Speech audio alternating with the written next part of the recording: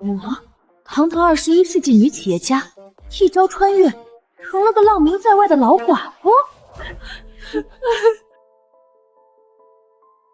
娘对她那群娘家人这么好，连爹战死的抚恤银都给了他们，我们几个都快饿死了，他们竟然还要上门要粮，大嫂不给，他们竟然还打破了娘的头！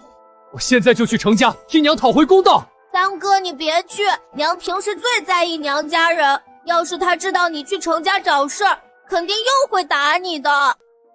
娘，你终于醒了。别人穿越都是什么公主千金，还各种金手指，我穿成个寡妇就算了，竟然还穿越到了连饭都吃不饱的荒年。无痛拥有了4个儿子和1个儿媳，还即将升级当奶奶。娘饿了吧？我早上挖了一点野菜回来，现在就去煮。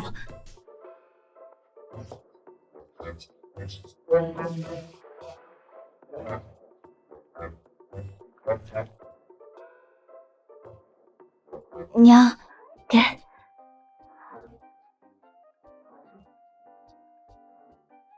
这真的能吃菜？没放盐，还有糠，刮喉咙，这怎么吃啊？虽说原主对几个孩子非打即骂，各种不待见，但是他们是真孝顺，家里为数不多的粮食都先留给我吃，原主竟然还为了娘家这么对他们。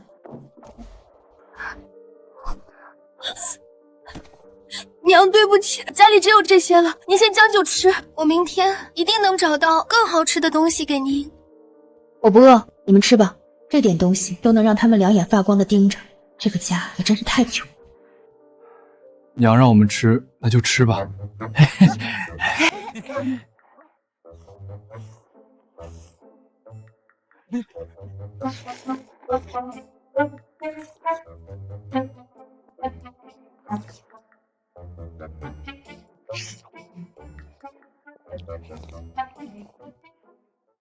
去年蝗灾，今年旱灾，若1个月内下不了雨，颗粒无收，村民全得成难民。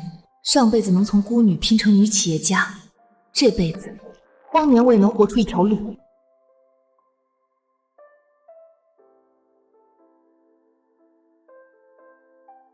这麦穗都是空的。丁，发现天然无污染苦菊菜。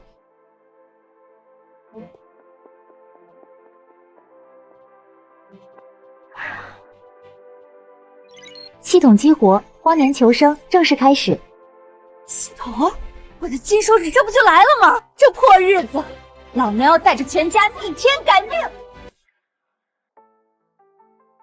天然无污染苦菊菜，1斤10文。这么多。丁，天然无污染苦菊菜2两，价值2文钱，是否售卖？是。竟然真的能换钱！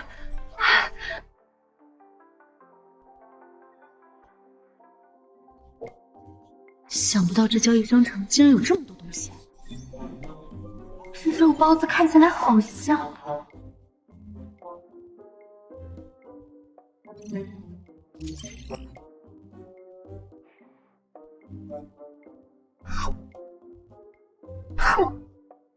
从来没有觉得一个肉包子有这么好吃。好，我要多换点钱，我要买的东西可还多着呢。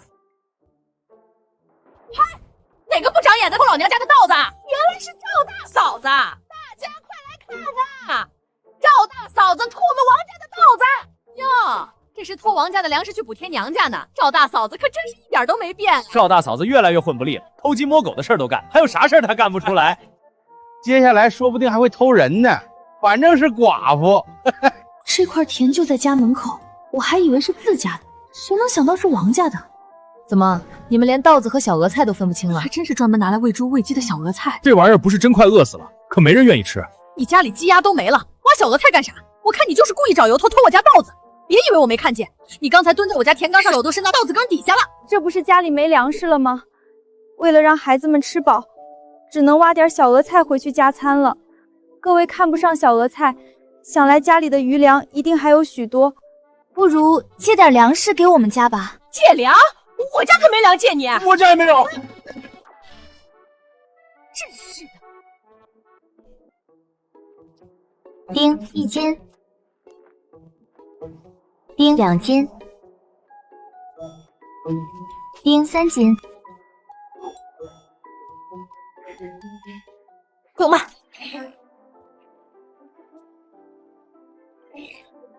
这下是真发财了！今天真是运气好啊！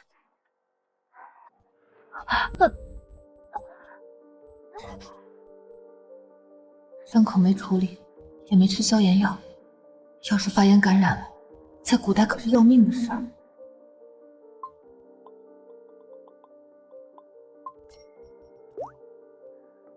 这么贵，我挖了一下午野菜也才20文。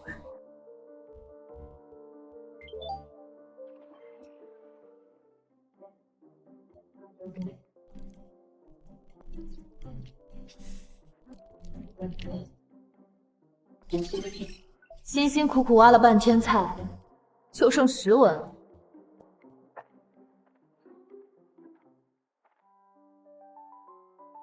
大哥，今天野菜糊糊好好吃，我的肚子好久没吃那么饱了。我也是。娘，你回来了。娘，我挑了2桶水回来。娘，我砍了柴。娘，我挖了一点野菜。原主这几个孩子，最大的18岁，最小的才6岁，可在这里，他已经扛起了家中的活计。丁发现天然无污染野蕨菜，30文1斤。我挖了3斤苦梨菜才赚30文，这么一小把蕨菜就值30文1斤，心累，身体更累。娘今天竟然没有训我们。不过娘拿着那把野蕨菜是要做什么？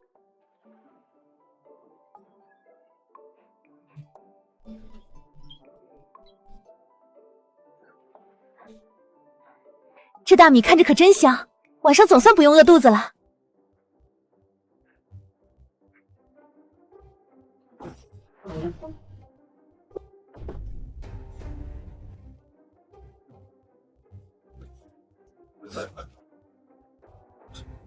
这是白米，真的是白米，好香！这白米，我本来准备拿去孝敬你们外祖父外母，不过今天的事让我对娘家彻底死心了。这么多年，我里里外外给程家补贴了那么多银子粮食，谁能想到被你们大舅砸破了脑袋。娘，以后给程家的好东西我们自己留着吃。我这演技要是放现代，这不得拿个影后大满贯？以前不管程家人怎么不要脸，娘都会向着那边。我们4个儿子就像是茅坑里捡来的，这次怎么？惠娘，这些米拿去煮了。煮了干啥？今天不是已经吃过饭了吗？让你煮就煮，有什么好问的？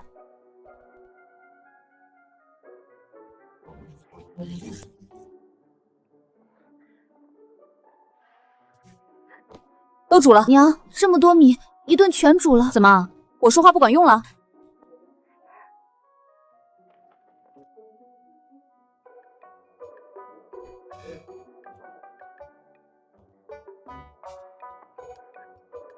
啊！二哥，你掐我干啥？我看是不是做梦？看来是真的，不是做梦。娘，您先吃。你现在可是双身子，多吃点，别饿着我孙子。吃吧。好吃，好吃，好香啊！哥，惠娘，你多吃点。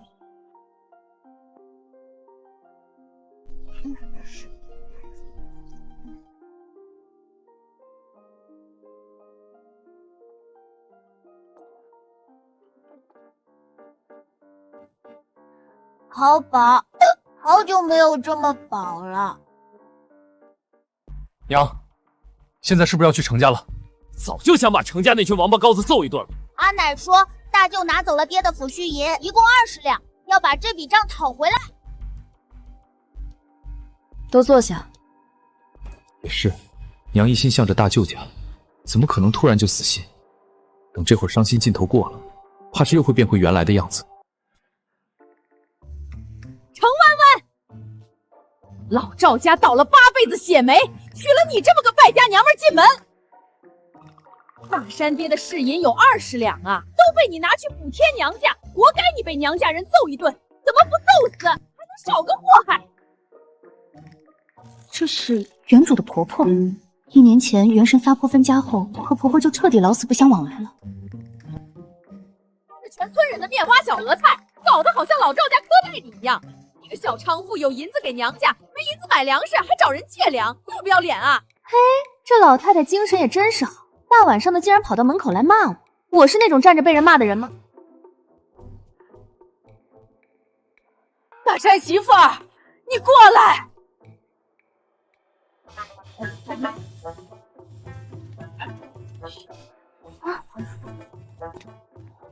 这是我给4个孙子准备的口粮，你给我顾好了。都是要当娘的人了，给我硬气一点，不为别人，也得为肚子里的孩子想一想。元神到底多能骂，能把婆婆吓成这样？娘，发霉的米吃了怕是要闹肚子。时间不早了，烧点水洗澡睡觉。娘，家里就剩这些水了，您先洗。先洗？意思是我洗完了的水，其他人接着洗。还好我传承了婆婆，古代的婆婆那是站在金字塔顶端的人，连洗澡都是排第1个。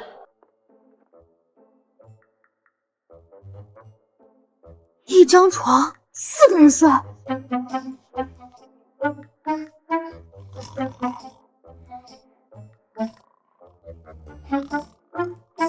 我上辈子到底造了什么孽？等有钱之后，第一件事就是盖房子，我一定要有自己的房间。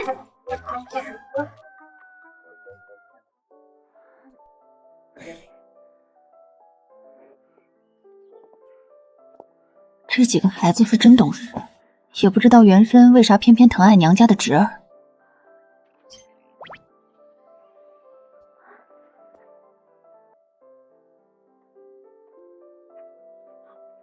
娘，我们出门干活了。等等，先吃了早饭再去干活。这粟米颜色怎么这么好看？老太太还挺疼你们几个孙子，分2天各2顿煮粥吧。娘这是不打算过日子了吗？算了，总比便宜了程家人好，大不了吃光了大家一起饿死。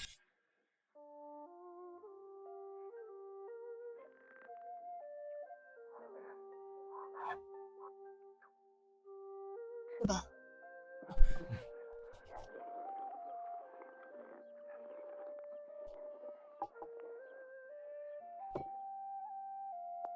吃饱了那就准备干活吧。大山，你下地去看看情况。二狗去挑水，今天多挑2桶回来。大热天的也该洗个澡。三牛，你去砍柴。娘，那我干啥？四蛋和慧娘跟我一起上山。光吃主食可不行，得寻点什么回来当配菜。娘都多少年没有干过活了，这次跟着我们上山，不会是要盯着我有没有偷懒吧？丁，发现天然无污污染苦苣菜。我的小钱钱又上门来找我了。丁，发现天然野生麻栗菇。丁，发现天然野生黑牛肝菌。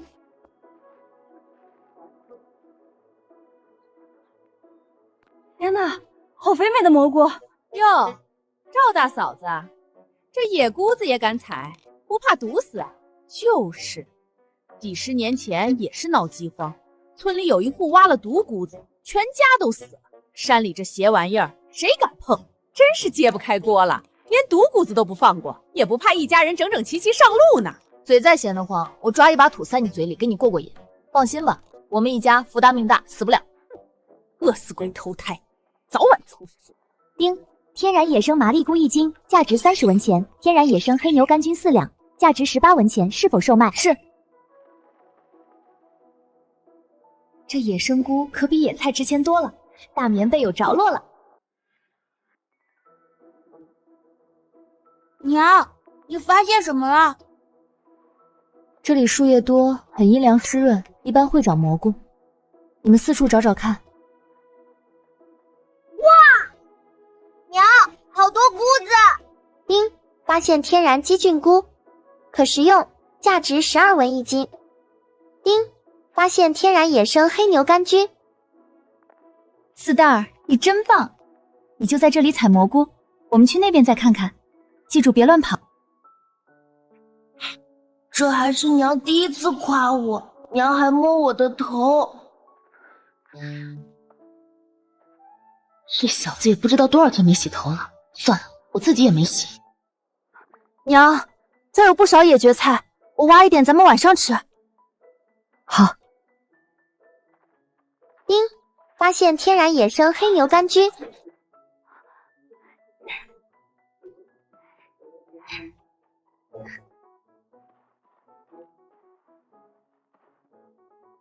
丁，天然野生黑牛肝菌3斤5两，价值158文钱，是否售卖？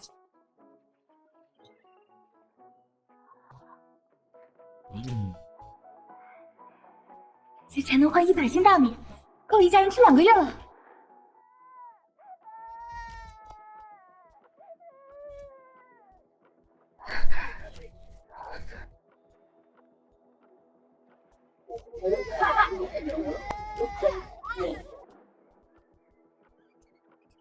这是我先看到的，是我的兔子，还给我！兔子身上又没写你赵四蛋的名字，凭啥说是你的？兔子在我们手上，那就是我们的东西。走喽！站住！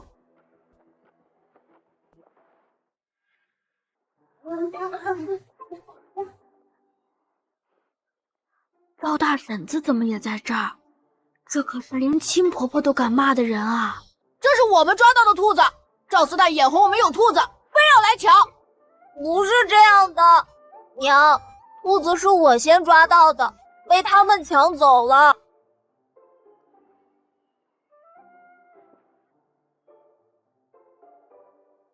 别兔子不兔子的了，先把医药费给赔了吧。找郑郎中拿点药，差不多30-40文钱。还有这件衣服也没法穿了，你们得赔。去年赵大婶为了2文钱，在我家门口撒泼了3天，把我妈气得够呛。现在可是30-40文钱，再加1身衣服。这只兔子就是证据，想来李正也会站在我这边。不关我们的事。我的兔子！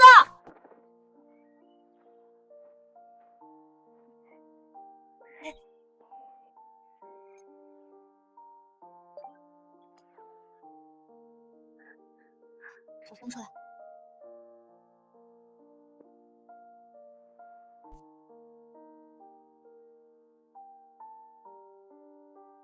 娘好温柔，铁柱哥的娘就是这样的，我好喜欢现在的娘。四蛋，你喜欢吃清蒸兔子还是红烧兔子？兔子这么可爱，为什么要吃兔子？丁，发现纯野生放养粗毛兔，1斤8两，价值54文钱，是否售卖？养殖场兔子才6文1斤，把这只野生兔子卖了，岂不是能换一只8-9斤的大肥兔？娘，这是什么？四蛋抓到了一只兔子，今天我们吃兔肉。娘，我会剥兔子皮，完整的皮毛剥下来，可以给娘做一个围脖。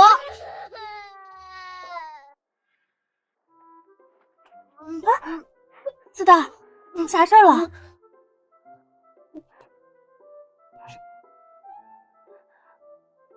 四蛋，这兔子是你抓的，等会儿你比他们都多2块兔肉。好了，我们回家吧。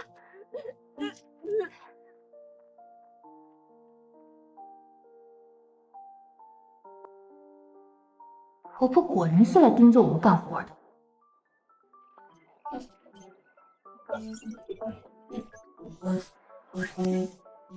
卖一只瘦的，买一只肥的，还净赚，这买卖划算。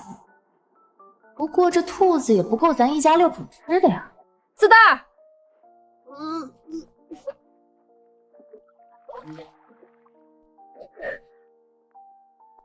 张大刚那伙人不会再来抢兔子了，你哭什么？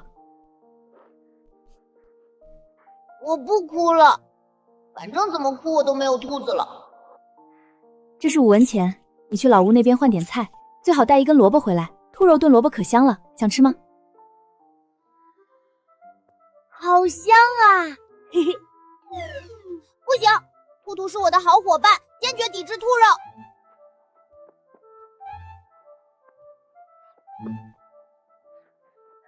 阿奶，四蛋儿，你咋来了？娘让我来带一根萝卜回去。当初是大嫂闹着要分家，还拿走了大哥20两银子抚恤银，说好了与老赵家再无干系，现在竟然让小儿子来要吃的，怎么会有脸皮子这么厚的人？你娘就是个懒货，开春的时候大家都种萝卜，就她不种。现在好了，谁家多少都有存粮，就你家还要挖小额菜吃，搞这一出让人看笑话。大嫂都那样过分了，婆婆竟然还偏心大嫂那一家人，不就是大嫂能生儿子吗？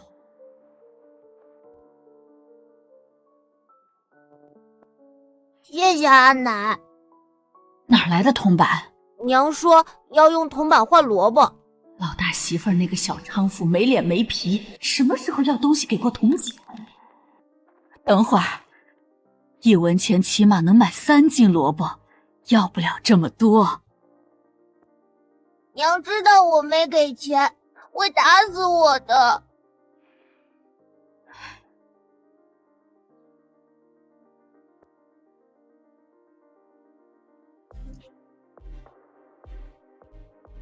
行了，赶紧走吧，看着挨。以前家里的鸡蛋都是娘吃的，现在娘变好了，这个鸡蛋会不会让我吃一小口？都是你奶给的。阿奶说不能让娘吃亏。娘，鸡蛋。这世道，鸡蛋可是不可多得的好东西啊。娘，我能不能吃一小口鸡蛋？就小小的一口。当然能，你出去玩吧，等会儿做好了叫你。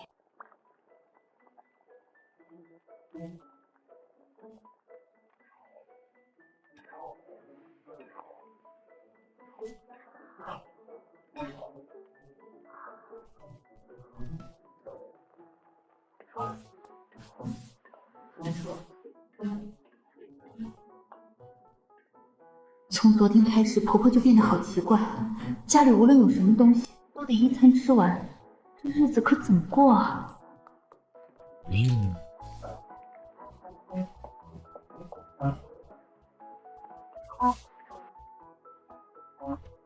鸡蛋，张嘴。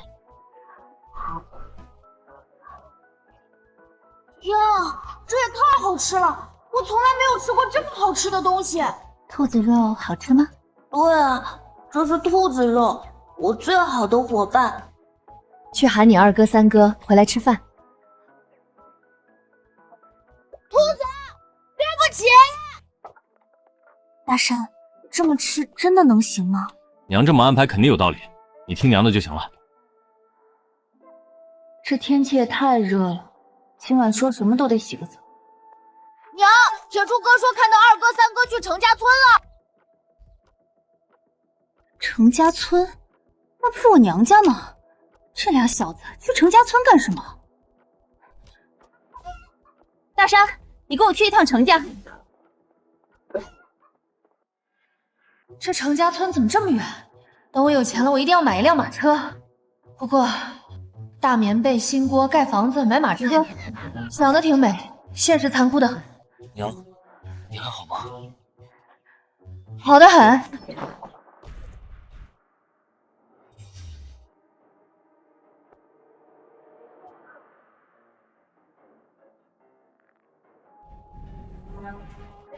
二狗，三娘，大哥来了，太好了！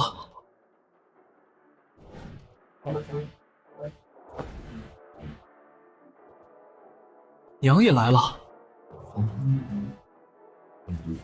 完了，上次我们来给娘出头，结果被娘反过来狠狠揍了一顿。这次娘肯定更向着程家了。我们搞砸了，20两银子没要回来，还惹了麻烦，娘会不会不要我们了？大山娘，你来的正好，程家最后一只大母鸡被这俩狗东西拧断了脖子，所以你就把他们都绑了起来。没错，你教不好你儿子，那我就费心替你好好教导教导。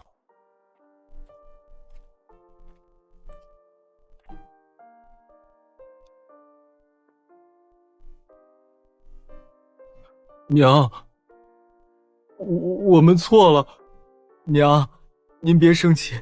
另外，你两个儿子弄死我家老母鸡的账，我也得跟你好好算算。这只鸡一天能生1个蛋，1个月生30个蛋，可以换几十个铜板，就这么没了。这鸡是我们程家的大功臣，你大侄子能念书，全靠这只鸡生蛋换纸笔，我也不要多的，2两银子现在就给我。昨天把元生打得头破血流，失血过多死，今天又把元生俩儿子绑起来，现在竟然还有脸狮子大开口！2两银子可以买几十只鸡了。程昭能念书，靠的是元生多年的补贴，跟这只母鸡有什么关系？娘，2狗3牛也不是故意的，您就饶他们一次吧。我的儿子来替我讨公道，他们有什么错？不过，既然要算账，那就一笔一笔算清楚。娘说我们没有错。大山，去把绳子解开。不许放！这2个王八犊子偷了我家的鸡，必须给他们一个教训。怎么，我说的话不管用了？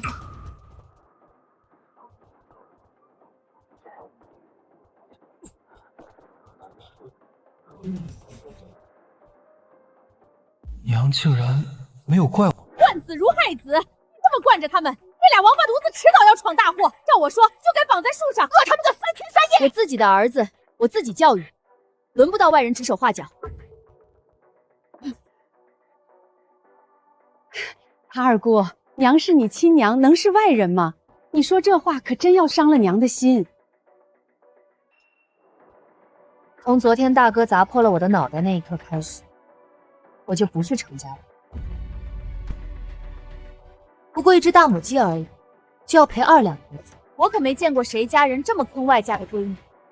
这只大母鸡值不了2两银子，但是它能生蛋，10年生的蛋咋还卖不到2两银子？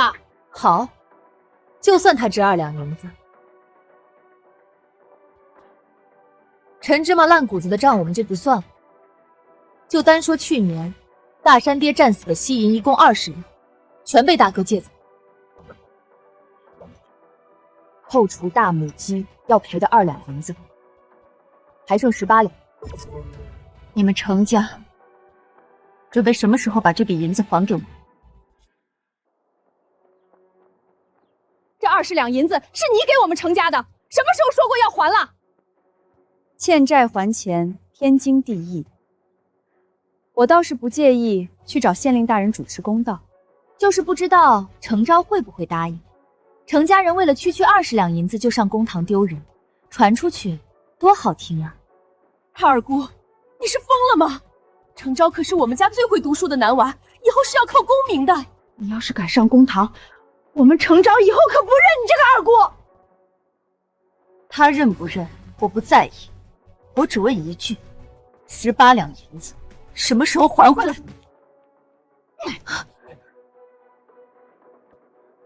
你个不要脸的赔钱货，竟然敢来程家要钱，赔给你的脸！谁允许你打我娘的？既然老太太非要撕破脸皮，那就公堂上见吧。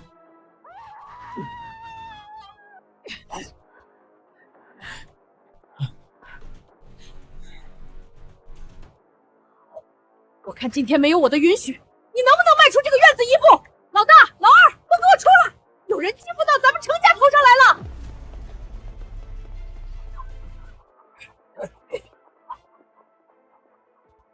程弯弯，你今天是来找事儿的？我是来要债的。嘿，做梦！今天你们几个谁都别想走！二哥，他们要动手怎么办？那就打！娘说了要讨公道，咱们不能怂了。这几个小子终于应景。你们想拦？行，我倒要看看谁敢动我们孤儿寡女一根手指头。大山、二狗、三牛，我们去镇上一一告官。我说了，今天让开！谁敢再拦？二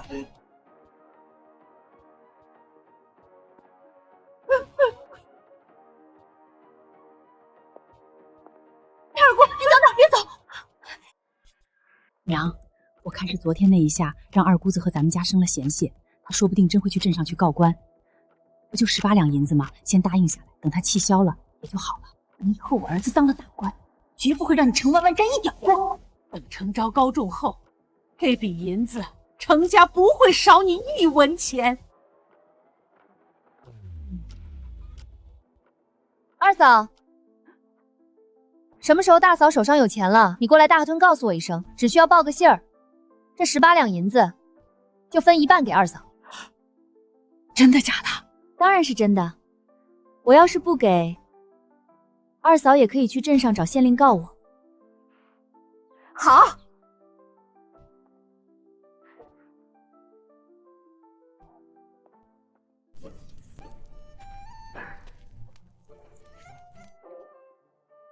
喝了。干啥？这是留给周二的鸡汤。这鸡2两银子，我不是已经赔了吗？既然钱都赔了，这鸡汤就是我们赵家的东西。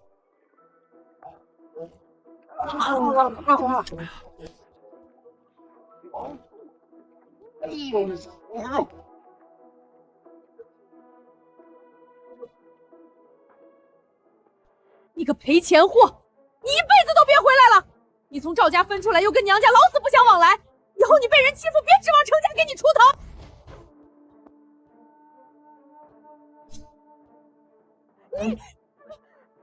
我记得这是大山爹当年送我的，我还以为丢了呢，原来被程家偷走了。现在该物归原主了。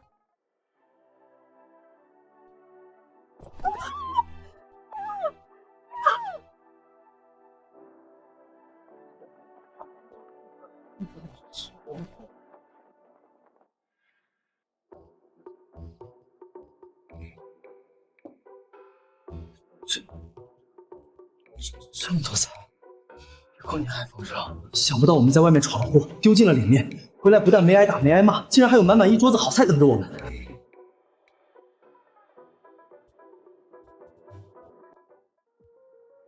惠娘，你再去拿个碗过来。哎，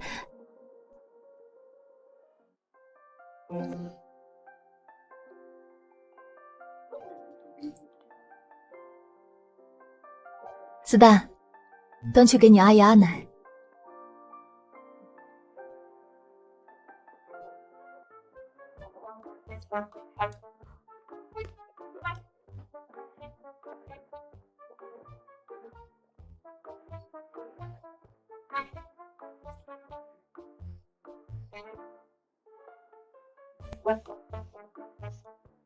老头子，我怎么好像闻到了肉香味儿？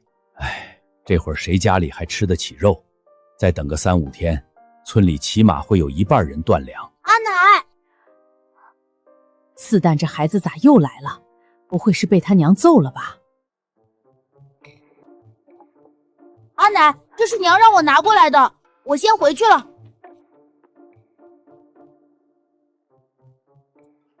大嫂竟然会给娘送吃的。四探白天来要走了3根萝卜1把豆角，还拿走了1个鸡蛋，一来一回的差不多也抵了。那外家娘们儿什么时候这么大方过？以前只有需要老赵家帮忙的时候才会突然示好，我倒要看看他到底想干什么。这是你们大伯母孝敬我老婆子的，就不给你们吃了。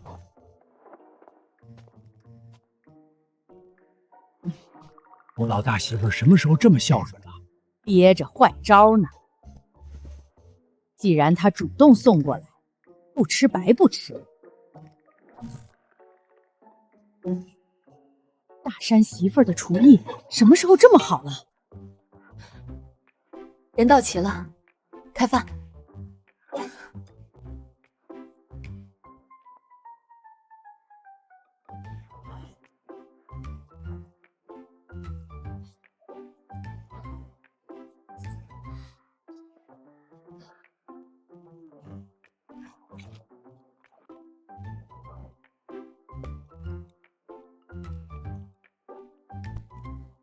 我第一次吃这么饱，娘明天还能吃饱肚子吗？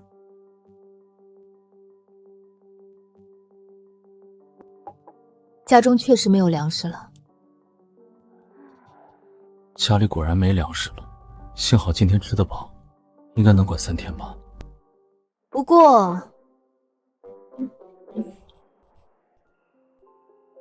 这是10几年前你们爹送给我的定情信物。当初我猪油蒙了心，拿去给了程家人。这是爹送给娘的东西，不能当。不当银餐就没钱买粮食。我想你们爹在天之灵，也不愿看到儿子们饿肚子吧。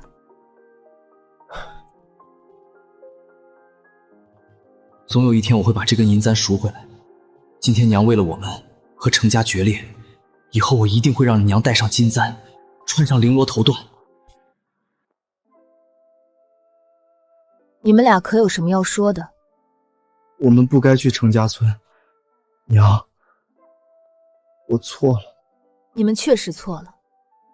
在没有做好充足的准备之前，在没有胜算之前，就不该这么鲁莽。二狗，你今年16，成人了。我知道你聪明，但只是一些小聪明。今天我和你大哥若是不去，你们被绑在院子里一整夜，不吃不喝，会去掉半条命。还有三牛，你空有一身力气，做事从不动脑子。你力气再大，也才14岁，10个你捆起来都未必是你大舅的对手。以后莽撞的事情要收一收了。娘没有怪我们去程家找麻烦，而是怪我们没有做好准备就去了。娘这是真的彻底对程家死心了吗？做错了事必须受罚，就罚你们现在一人去挑2桶水回来。以前娘罚我们要么跪1夜，要么1天不吃饭。挑水本来就是该做的活，也能当惩罚。我们这就去挑水。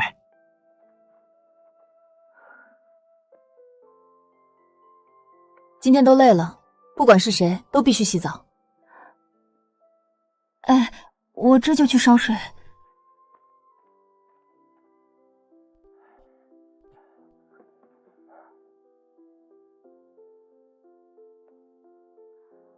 自己洗，还是让我给你洗？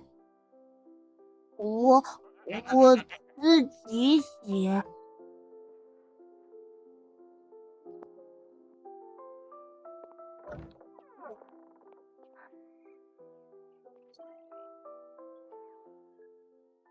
这是刚刚在你们大舅家里顺出来的顶好的香皂，洗完澡后香喷喷。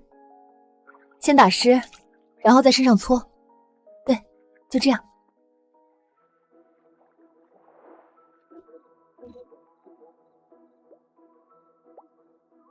你能不能快点洗？娘说一定要洗干净，不然不能上床。三牛，我们俩帮他洗。二哥、三哥不要，大哥快来救我！别搞这个，好痒，我洗完了。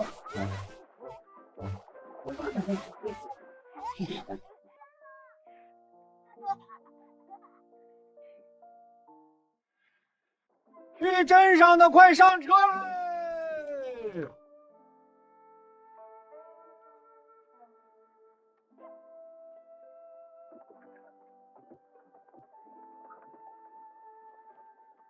赵大嫂子，这是去哪儿啊？咋不去程家村？富贵婶跟你男人还真是一个性子呢，总喜欢问我要去哪儿。我去哪儿跟你们2口子有关系吗？你这话啥意思？富贵婶有精力盯着别人，还不如多放点心思在自己男人身上。这个该死的赵富贵，不会还在背地里纠缠这个寡妇吧？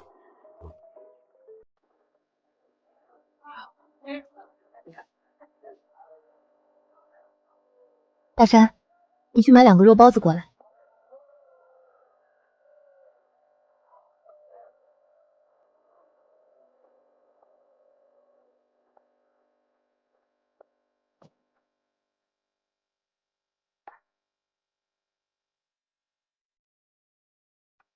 100文。原生丈夫花了接近1两银子买回来的定情信物，值100万。银簪太旧，款式也不好看。再一个，最近典当首饰的人还挺多，价格自然也就下来了。这位大婶，我可没乱开价。算了，不当了。为了这么点铜板，当掉原生和丈夫的定情信物，着实不值当。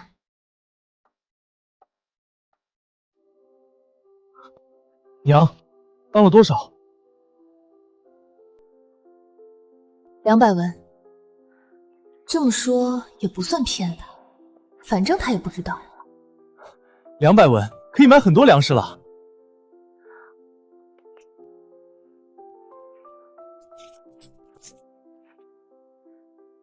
你去杂货铺买点盐，还有一些需要用的调料。我去粮店看看。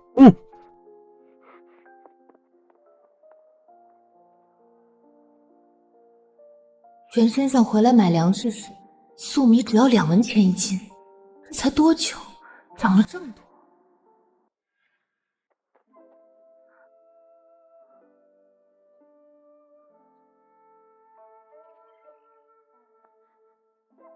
大米20斤，面粉20斤，铁锅1口。本来还想多买点的，真的背不动了。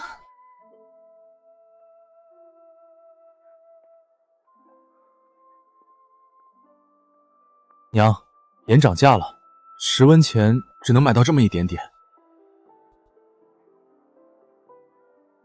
我刚刚也买了点儿，走吧，回家。还好商城里的盐便宜，10文钱能买5大包。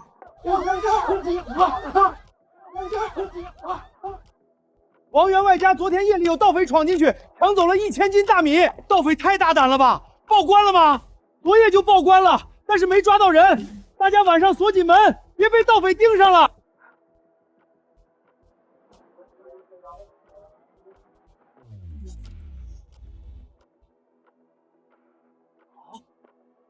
咋这么贵？走吧。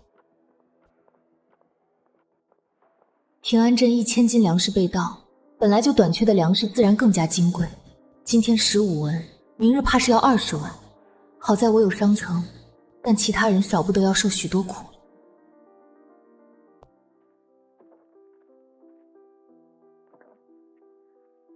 赵大嫂，咱买了一口锅，这锅子看起来真不错。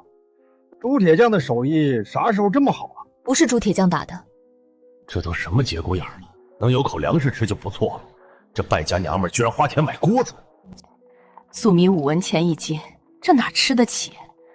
我就买了点荞麦粉。家里就还剩3天的口粮了，再不下雨，我们一家人只能天天啃树皮。去年蝗灾，朝廷发了救济粮，今年要是没收成，朝廷应该不会不管吧？大神，快帮我拿下来！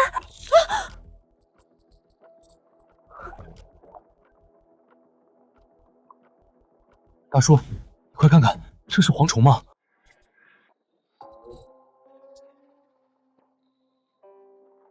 蝗虫不是去年就飞走了吗？咋还有？别自己吓自己，只有一个蝗虫，捏死就完了。蝗虫过境，寸草不生，蝗灾可比旱灾可怕多了。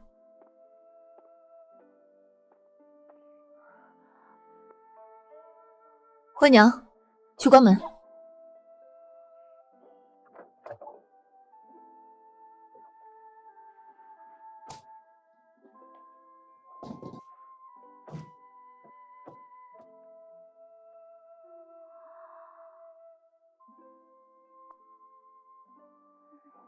身上1文钱都没了，看来下午还得去山上找蘑菇赚点铜板。今天中午我们吃红烧肉。娘，咱们家今天是过年吗？不是过年，但比过年吃得好。粮食有了，锅有了，肉也有了，这个家总算像个家的样子了。娘，不好了！2哥、3哥跟人吵起来了。这俩小子怎么这么能闯祸？走去看看谁敢欺负我弟弟。站住！你在家给我垒个新的灶，我回来了检查。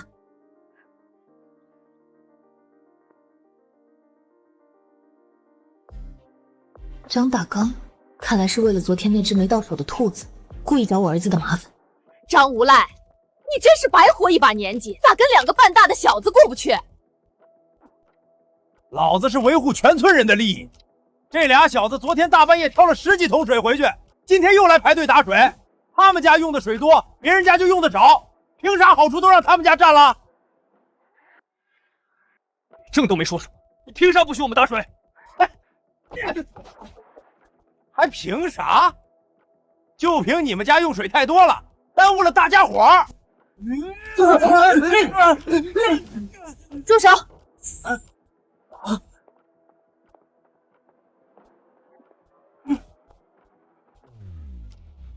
你这是要公然欺负我们孤儿寡母？谁能欺负得了你？你从我儿子手上抢走了3、4斤重的大肥兔子，敢从我儿子手上抢东西，就别怪我不许你们一家人用水。那只兔子是我家四蛋发现抓住的，你家张大刚为了抢走兔子，抓伤四蛋手腕，还扯破了他的衣服，这笔账我都没跟你张家算清楚，你竟然还敢踢翻我家的水桶？可不是嘛！前几天张大刚从我孙子手上抢走了一把野菜，去年张大刚在我地里偷萝卜，被我抓住好几次了。这孩子跟他爹一样，不学好。赵成胜，别以为你是女人，我就不敢揍你。来，往这儿砸！前儿被我亲大哥砸破头，我让他赔了1只鸡几斤肉。我知道你们张家穷，那就赔几斤大白米吧。快点儿，磨叽什么？赶紧砸吧！砸狠点，多赔几斤米就完事儿了。可这娘们儿惯会撒泼卖狠，头一根绳子吊死在我家门口，那就完犊子了。张无赖，不然把李正叫来评评理呗。李正最是公正，要是赵大嫂子真的抢了你家兔子，李正肯定会站你这边。呸！还好他没真一石头砸在我脑盆上，不过我也真的太弱了，除了逞嘴皮子之快，没别的本事。看来得在商城里买个什么东西防身。多谢各位帮忙说话。怎么感觉赵大嫂子好像不一样了？今天竟然没撒泼就气走了张无赖，这不太像赵大嫂子的处事风格呀。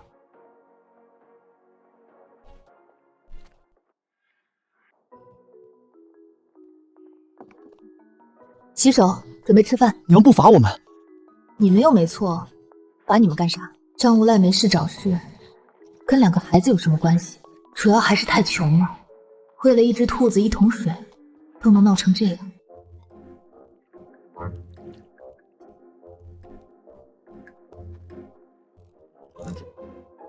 给你奶送去，就说是从程家抢回来的。原身对4个孩子不好，全靠老太太暗地里接济粮食，否则4个娃儿会更瘦。既然决定了要好好过日子，就有必要和老赵家缓和关系。阿奶，我娘让我送肉来了。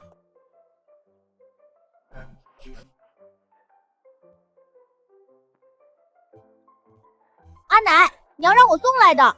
昨天娘去了一趟大舅家，外婆头上的银簪被娘抢回来了，拿到镇上换了好多肉肉。四蛋这意思是，老大媳妇儿跟程家闹翻了。听着是这个意思，也是好事儿，至少大嫂不会再把家里的好东西拿去程家了。这败家娘们儿有点钱竟然买肉，今儿吃饱了肉，明儿个吃什么？这小娼妇从来就不为后面的日子打算，真是愁死。大嫂以前有什么好东西，可从来不会孝敬爹娘。大嫂是不是后悔分家了，想搬回来？当初分家是立下字据了的，想要再搬回来可没那么容易。要搬回来也不是不行，但必须以后啥事儿都得听我这个婆婆的。你们几个都过来。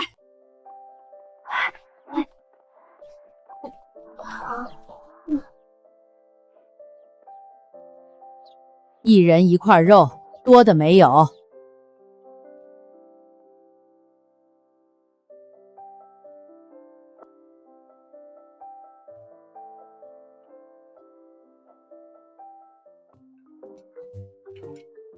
太好吃了，我从来没吃过这么好吃的肉。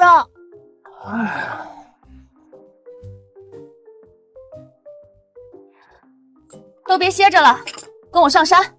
刚吃饱就要干活，不干活，明天吃什么？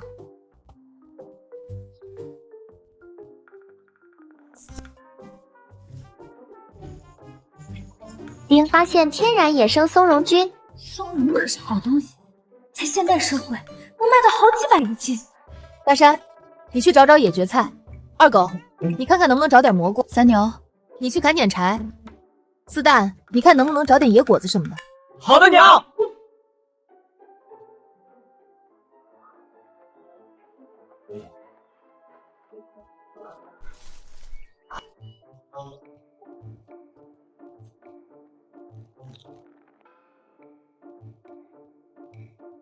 丁天然野生松茸菌6两，价值390文钱，是否售卖？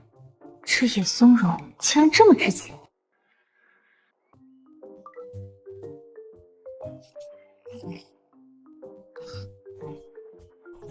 松茸竟然600多文一斤，要是能再找到一些就好了。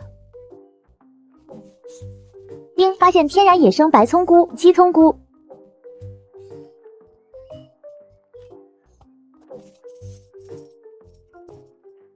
想不到这么快就挣了半两银子了。药袋是我们家泥鳅先发现的，为啥归你们家？这是我家小子爬树拿下来的，当然是归我们家。给我放手！鸟蛋的味道应该很不错，回头让四蛋这小子在林子里寻摸一下。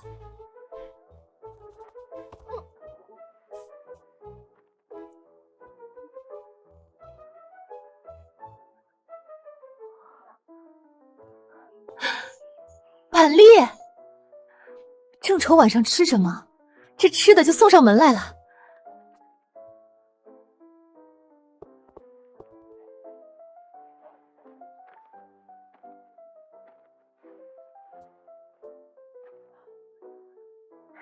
算了，一人一半，不许再抢了。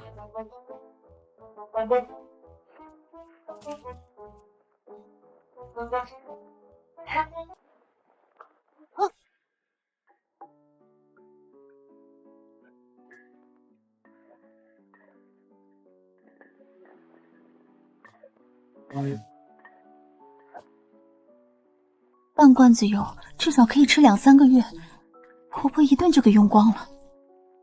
算了，之前大半年都没沾过油血，日子不也过下来了？娘，栗子好香！来，四蛋尝一个。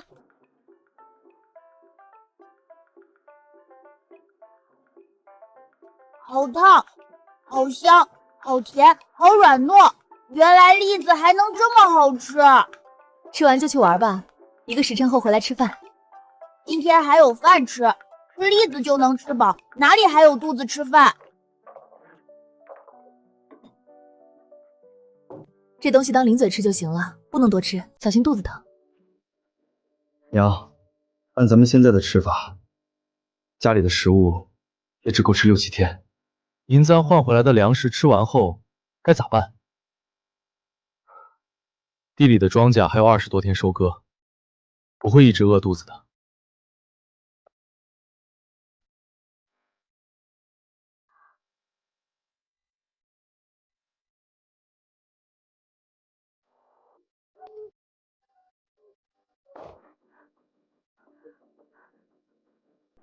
娘，村里进贼了！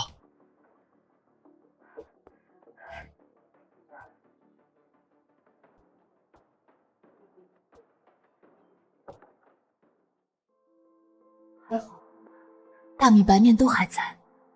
隔壁王婶家里的粮食全被偷走了，李正也已经派人去追小偷了，不知道能不能追上。求求你别骂我，求求你了！当家的一定要这样吗？家里粮食全被偷了，不把它卖了，这日子咋过？是个大户人家，就算闹荒灾也有口吃的。更何况大卖过去，人家给我们半丢钱，半丢钱能买100多斤粮食，这是好事儿。李正还真是偏心你们家，听说昨夜里还给你们凑了3斤粮，我家可是1粒米都没有。镇上有家开杂货铺的人没生儿子，说出2两银子把我家4胆买过去摔盆。我要是答应了，2两银子够吃到过年，但我再怎么混账也是亲娘，干不出卖孩子的事儿。我是没钱把大麦买回来，这点粮食换大麦，去我们家干干活吧。愣着干啥？赶紧过来把我家衣服洗了。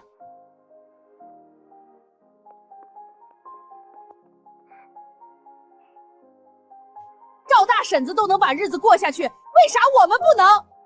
哪怕是吃野菜、啃树皮，我也不同意骂孩子。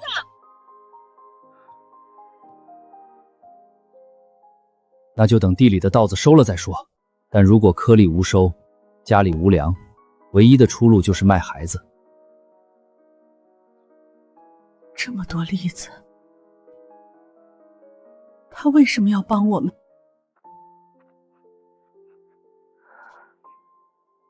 你爹要是真的想卖你，不管我说啥，他都会带你去镇上。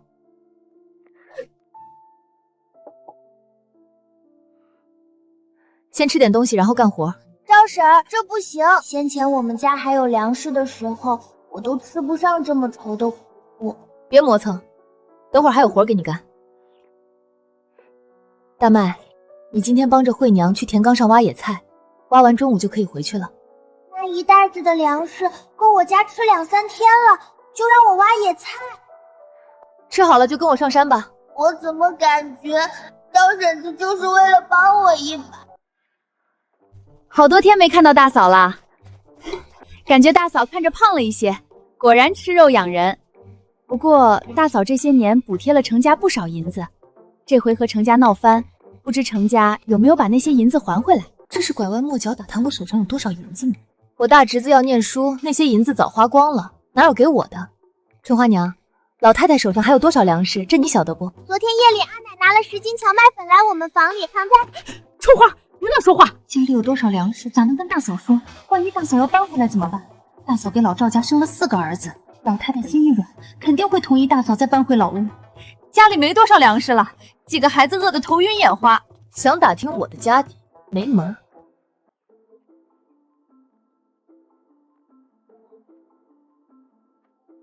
你们先在这儿挖着，我一个人往前走。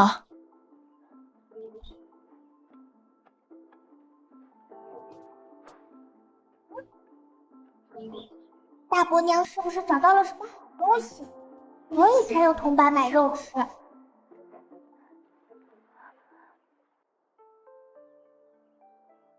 这莲花下应该有不少莲藕，莲藕可是好东西，在许多朝代都是南方附属国献给朝廷的贡品。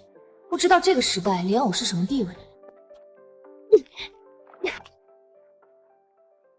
太久没有降雨，地下的藕刚长出来就停了养分，藕有点细，不够粉。商城大概是看不上这样的藕，压根就没报价。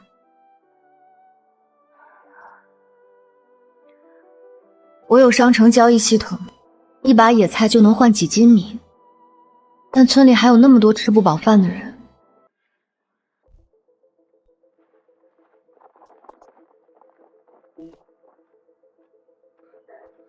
干啥？后头有鬼在追你不成？大伯娘，她挖到了好东西，就在这里。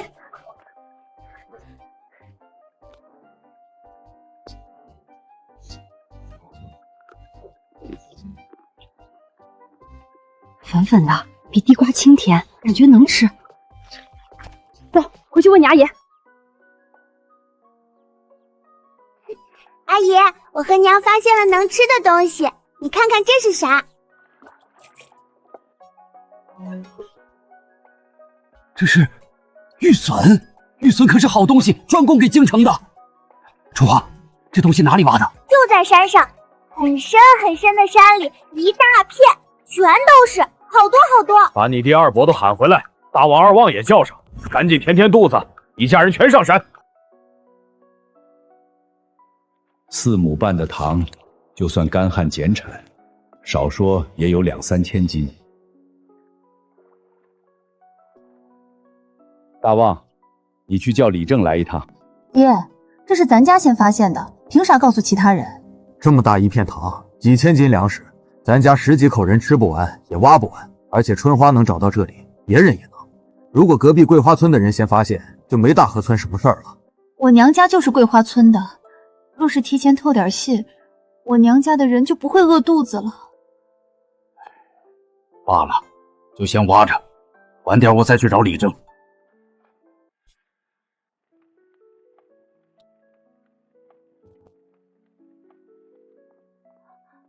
娘，你在做什么？好香啊！这是藕粉丸子，这些咱们留着当晚饭吃。我先去趟李正家。娘，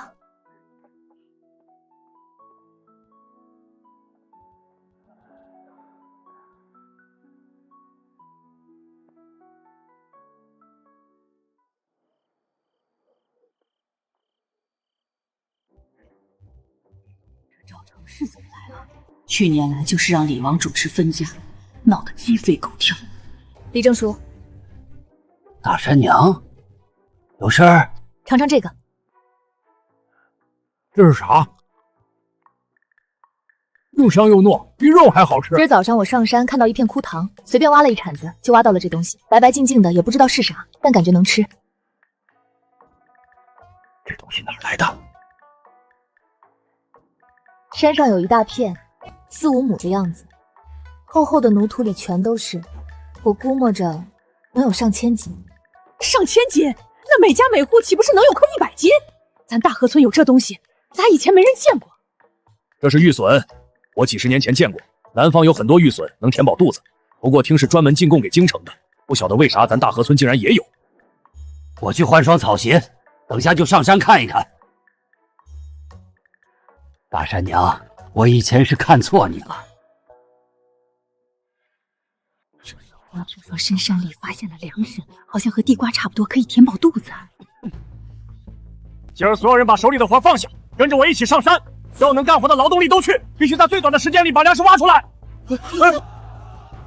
听说是赵三媳妇孙氏透了口风给桂花村的人，李正才突然召集全村上山，晚一步就被桂花村的人挖走了。山上的玉笋是我闺女发现的，让我娘家人来挖一点怎么了？若不是我家春花跟上去，大嫂那个性子的人咋可能告诉李正？算了，得罪全村人，老太太能扁了我的皮。春花看到有好吃的，没忍住去她大舅家里显摆了，谁能想到闹成这样？再敢张这个嘴到处胡说八道，今天我把你嘴撕烂！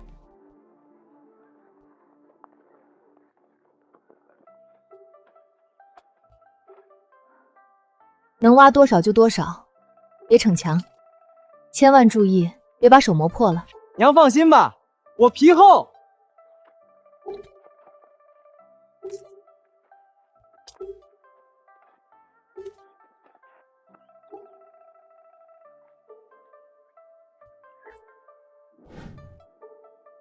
娘，你去边上休息吧，我们来挖就行了。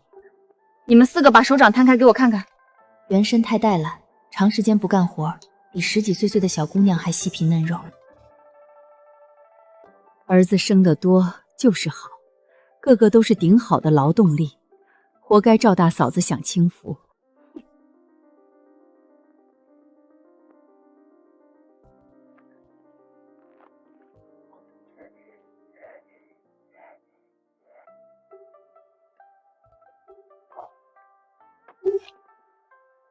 丁，发现天然野生百年人参。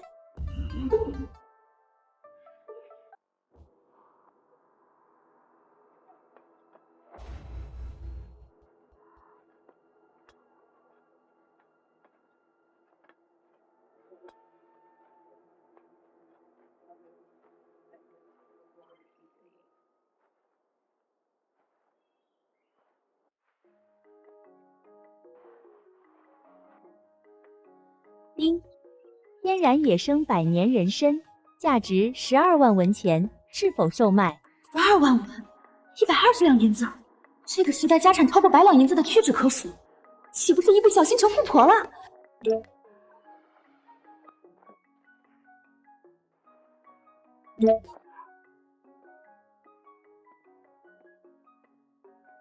运气不错，捉到了一只兔子。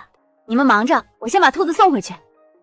坐在路边都能逮只兔子，赵大嫂子的运气未免也太好了。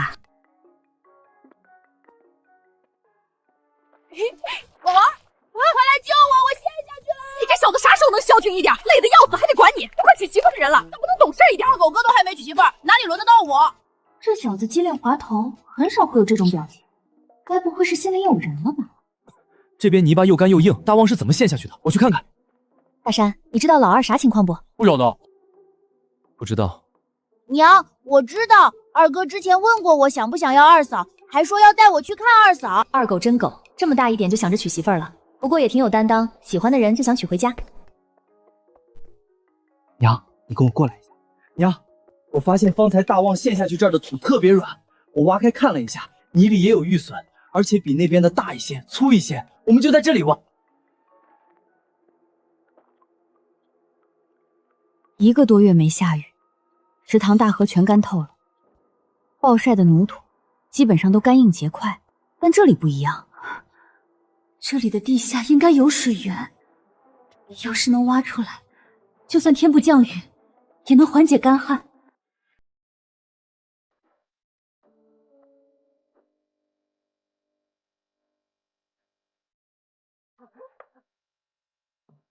等会儿，先盛一碗出来，给你们阿姨阿奶送去。娘，你对阿姨阿奶那么好，因为你们阿姨阿奶是你们爹的父母，你们爹战死沙场，为国捐躯，我当然要代替你们爹来孝顺他父母。以后我也要孝敬娘。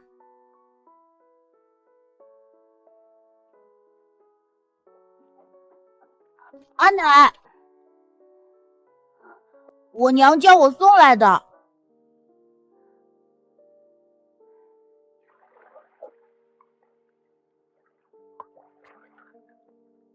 你站着等会儿，老三媳妇儿拿10斤玉笋出来。昨儿大嫂光坐着休息，还以为她瞧不上玉笋，没想到是想伸手找老宅要粮食，想吃玉笋，昨儿就该好好挖，伸手来老宅要。老三媳妇儿，前儿晚上孙家人上山挖玉笋的账我还没算，你倒折在起我来了。阿奶，今天的野菜糊糊咋这么香？锅子里好像有肉。你们大伯娘让四蛋送来的兔肉，大伯娘太好了，我让四蛋带回去10斤玉笋。二旺，你觉得给多了吗？要是谁给我吃1口肉，我给他20斤玉笋。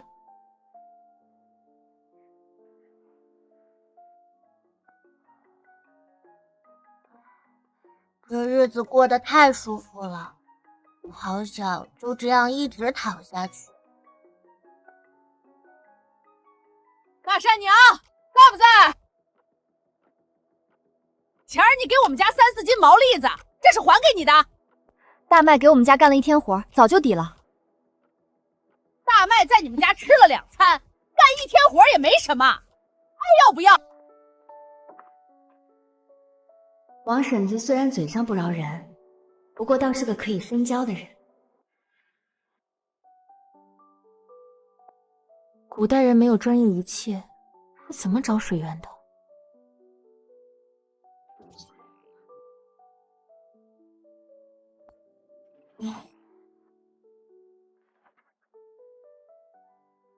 终于找到了一个相对简易的办法，但得实际操作才知道对不对。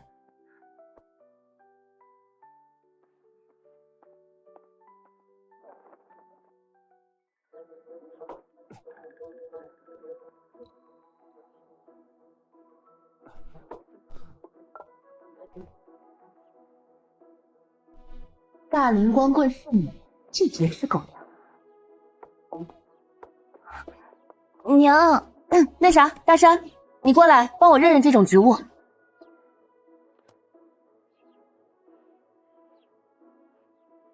这是七艾，屋后就有不少。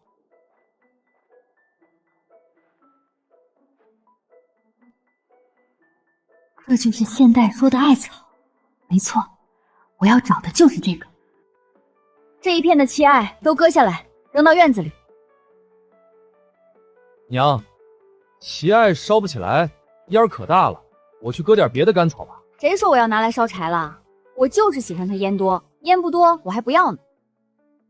赶紧割，我有大用。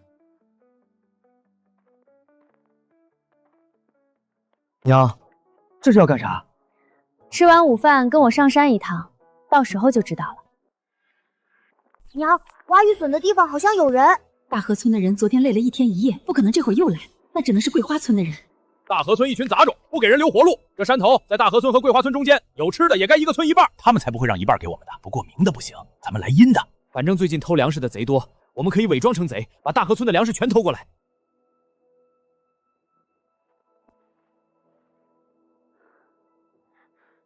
今天先回去，桂花村的人要搞事情，这会儿去找水源也不太合适。娘，那边有鸟窝。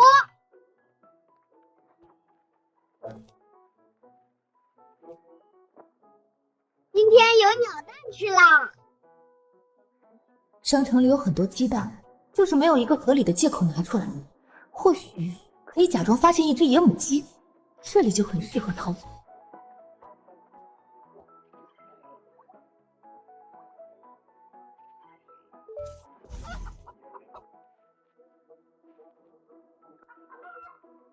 是鸡，附近有鸡。2只鸡，我们抓到2只鸡啦！这2只鸡好肥，我把它们脖子拧断吧，免得半路逃走。住手！这2只野鸡好像是母鸡，母鸡一天可以生1个蛋，把这2只鸡养起来，以后你们每天就都有鸡蛋吃了。娘，这2只鸡真的会生蛋吗？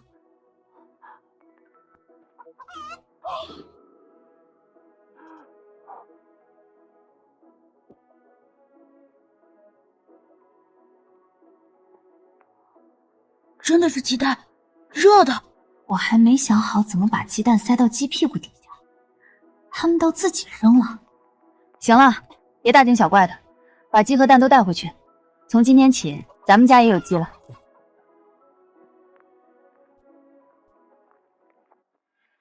李正，地里没粮食，朝廷会给咱们发救济粮吗？听说镇上的粟米涨到12文一斤了。李正，我刚刚上山，看到桂花村30几个人在我们大河村的山头转悠。这么多人来，要干啥？听他们的意思，是想集结一帮人来大河村偷粮食。桂花村的人也太不要脸了，我们先去给他们一点教训。都安静！若是我们先动手，要到县令大人那儿去，吃亏的是我们全村人。不过，我们大河村也绝不允许任何人来抢走我们的粮食。总不能让他们偷走了再打回去吧？不如建立巡逻队，每家每户派1个人，轮流值岗。一旦发现桂花村有异动，再反击也不迟。你这娘们一句话就给大伙找了个破差事。李正这么清正的人，要是同意这个主意，我还要怀疑一下你这个寡妇是不是勾上了李正。李正同意我的主意，就是跟我勾上了。那村里其他人都同意，岂不是人人都跟我有一腿？除了李正，根本就不可能会再有人同意。这个主意顶好，为啥不同意？我们家老大媳妇儿提出这个办法，也是为了全村人着想。张无赖为了夺揽，竟恶意揣测，这笔账我们赵家记下了。想不到原生的公公竟然会站出来帮原生说话。以前大河村都姓赵，都是一家人，但现在外姓人多了，争执也多了。这次建立巡逻队，就姑且看成是赵家的事，外姓人不必参与。不过，赵家人建立的巡逻队只会护着赵家的粮食。晚些时候，赵家人去宗祠开个会。李正，这不行嘞！张无赖不答应，那是他一个人的事儿，我们其他人可没说不答应。没错，我家人口多，可以安排2个人当值。我家也是，我家也是。我们也姓婉婉。对，婉婉姑娘说的在理。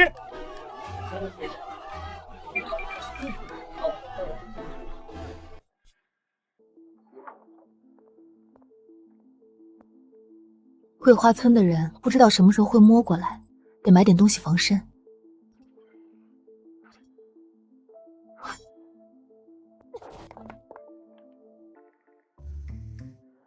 500文，确实值。娘，这是哪里来的刀？看起来好锋利。上回去镇上，在巷子里捡的，送给你了。谢谢娘。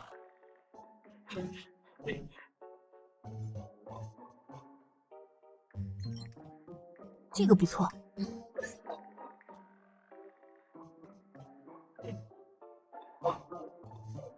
娘，可以吃饭了。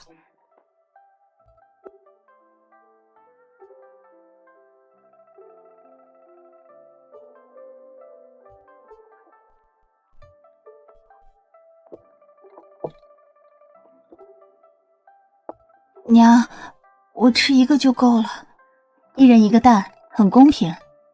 等忙完了，我请郑郎中来给你看看。娘，我都是要当娘的人了，不许哭，不然孩子生下来天天哭，会把人吵死。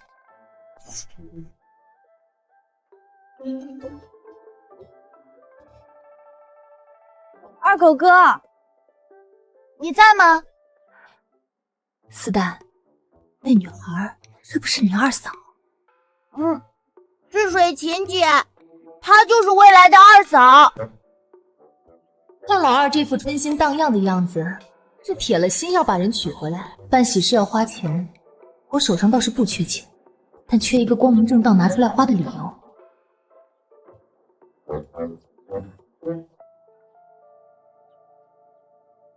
娘，水琴听说大河村挖了玉笋，是来借粮食的。借多少？10斤。10斤玉笋不算多，去拿吧。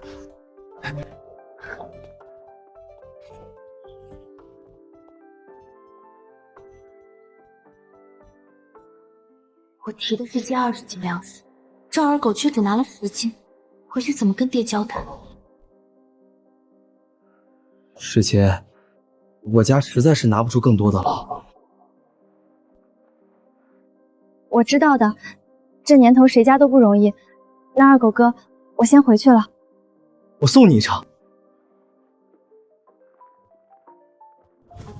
家里就2间房，老二媳妇进门后，2口子没地睡了。盖4、5间土坯房子大概需要2两。等考察过这姑娘的人品之后，可以先给点彩礼定亲，开春再娶进门。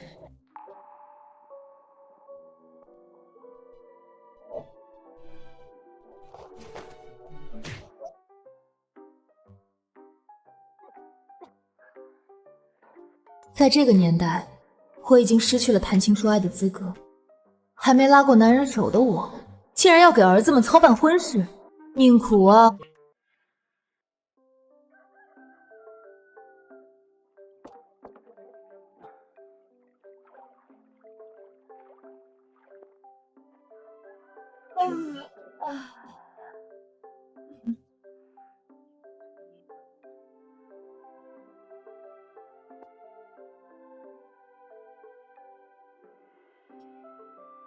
每天吃3、5斤，再补2、3斤回去，看起来还有不少呢。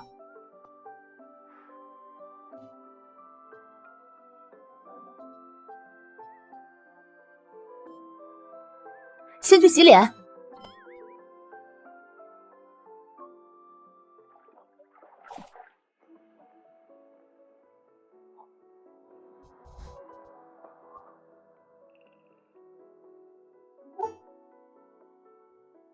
水琴姐，热恋中的年轻人就是黏。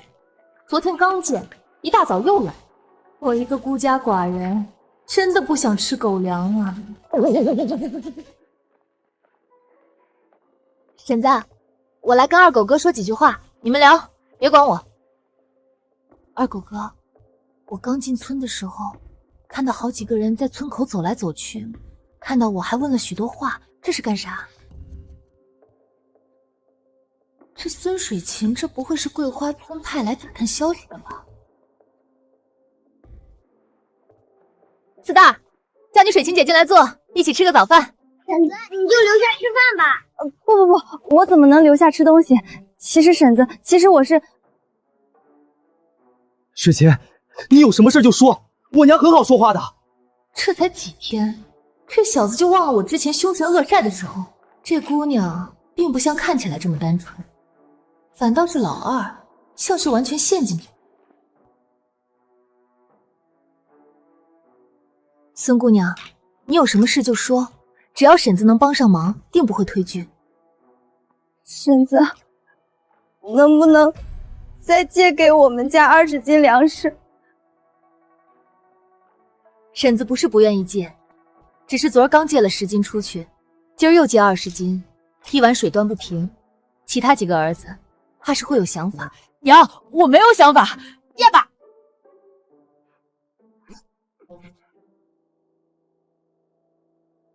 二狗，家里有多少粮食你心里清楚，你觉得该借吗？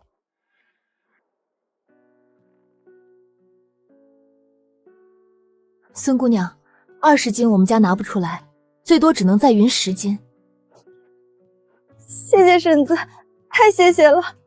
二狗，再去取10斤玉笋来吧。孙姑娘，我看得出来你是个好女孩，我们家二狗不懂事，不能体谅你，你也别跟他计较。我当然不会跟二狗哥计较，我不过是随口贬低了一下自己儿子，这孙姑娘竟然跟着附和，她估计也在心里怪二狗没有第一时间答应借粮，到底是年轻，连心思都遮掩不住。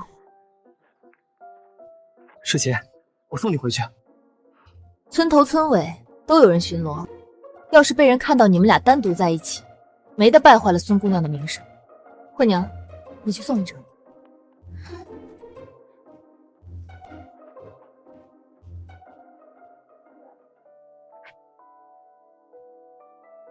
娘，谢谢你。你是真的想娶这姑娘？这小子完全沉了进去，根本看不到孙水琴的另一面。看来只能靠我了，不过还是得先打听一下这姑娘家里是什么情况。赵大嫂子，你出的那个主意真不错。桂花村那帮混蛋昨晚偷偷潜进来，当值的10个人立马扑过来把人逮住了。后来听说桂花村里正召集开会，拘着村里人不许他们来大河村闹事儿，说是丢人呢。我只是出个主意，主要还是靠大家齐心，才保住了全村的粮食。这赵大嫂怎么白了这么多，气质也不一样了。以前只会撒泼的人，现在竟然有些温柔。我去老赵家看看。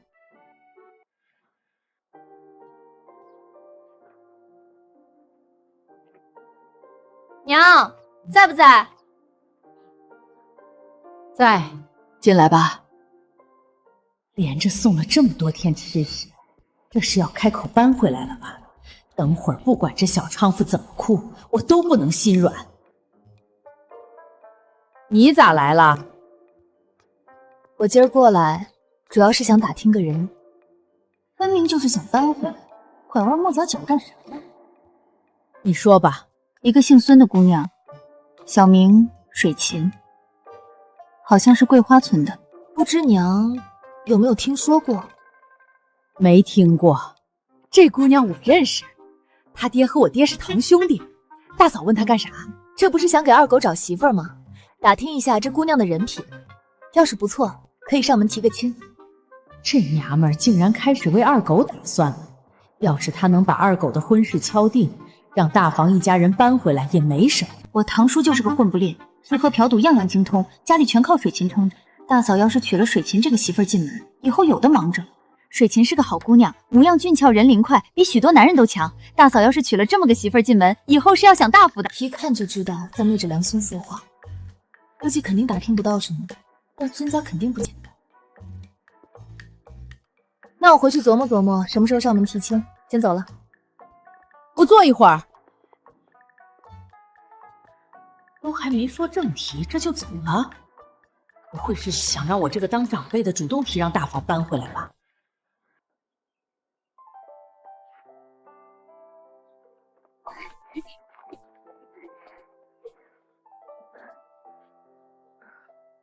走吧，上山。娘，太阳还大着呢。太阳大正好，等会儿你就知道了。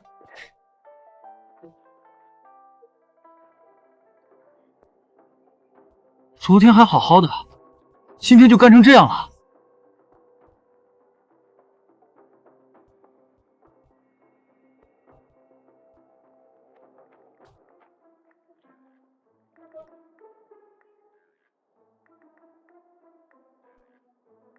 就这里，把旗案拿出来，丢在地上。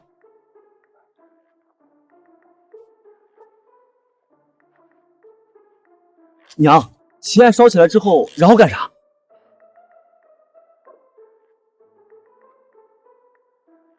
然后跟着烟走。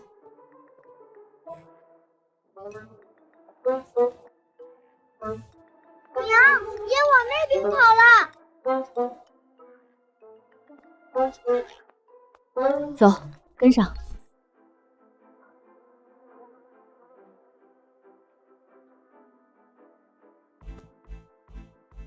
娘，娘，你看，水！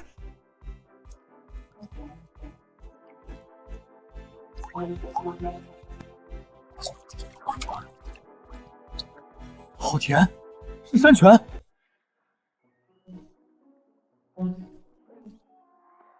甜的。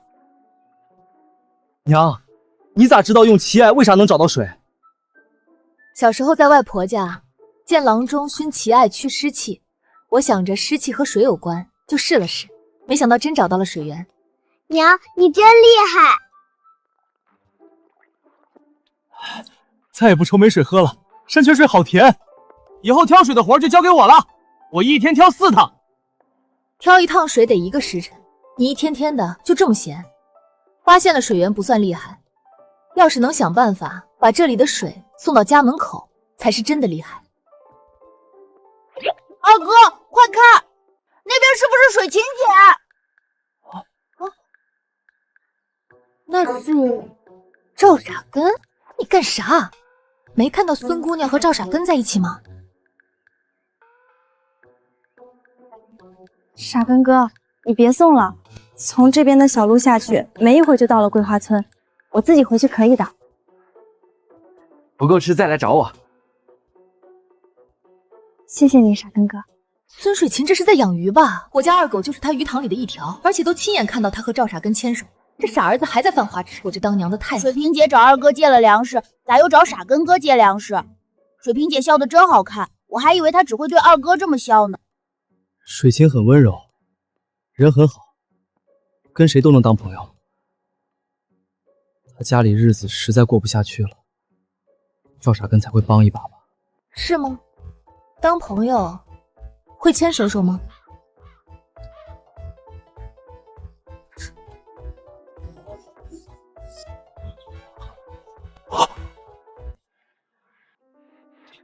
站住！你们没定亲，你跟他就没有任何关系。你现在冲出去要干啥？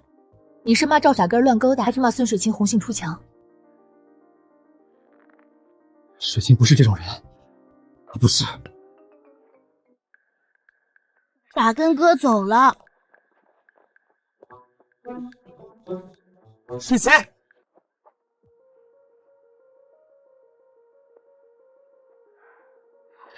二狗哥，你咋在这里？你手上这一袋子粮食咋来的？我有个二叔在大河村干活，二叔让我帮忙带回去。我刚刚咋看到是赵傻根给你的？是吗？可能是你看错了。赵傻根跟我一个村的，他就算只露出个后脑勺我都能认出来。赵傻根一直纠缠我，他非要给我送粮食，我本来不想要的，可是我家真的断粮了，我拒绝不了。孙姑娘，你有啥委屈就告诉婶子，婶子帮你。我刚刚听你说是赵傻根纠缠你，这小子平时看着老实憨厚，没成想竟做出这等事来。既然这粮食是他非要送给你的，那婶子替你还回去，直接砸他脸上。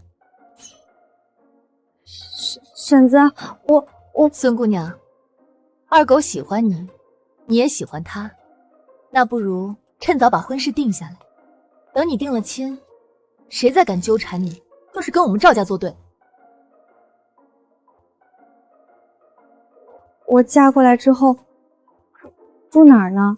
我都想好了，让二狗在屋子边上搭个草棚子，想搭多大就多大。以后你们的娃儿生下来也有地方住。草棚子？我家穷成那样，住的都是土坯房，就算没有青瓦房，起码不能比出嫁前住的还差吧。娘，你对我太好了，我和水芹以后一定会好好孝顺你的。孝顺我就算了，我还能动。你们大嫂怀着身子，水芹进门后，家里洗衣服、做饭、收拾这些活就都交给二狗媳妇儿。婶子，事情不是你想的那样，我和二狗哥没什么，我一直把二狗哥当亲哥哥，从来没想过嫁到赵家。还不到古代，还能听到哥哥妹妹这种茶言茶语。孙姑娘，你当真没想过嫁进赵家？这就是个误会，我真的当二狗哥是哥哥。没有和我们赵家结亲的心思，就别来借粮食。还有你手上这玉锁，是我借给二狗未来媳妇儿的，跟你没啥关系，还回来。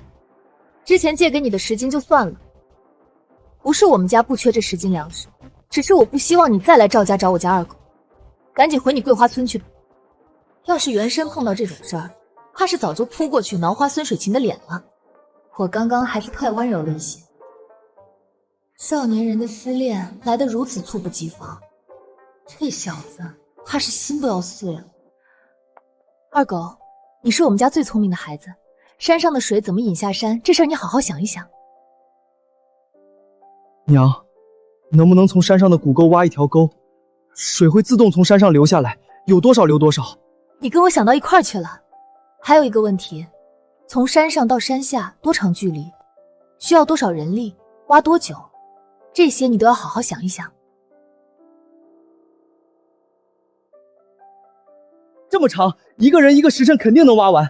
从山脚下到这里，差不多需要2、3千个人挖1个时辰。村里的壮年劳动力大概有400、500人，全部一起来，大概需要多久？娘，我算不出来。等生活安定之后，第一件事就是教这几个小子认字学算术。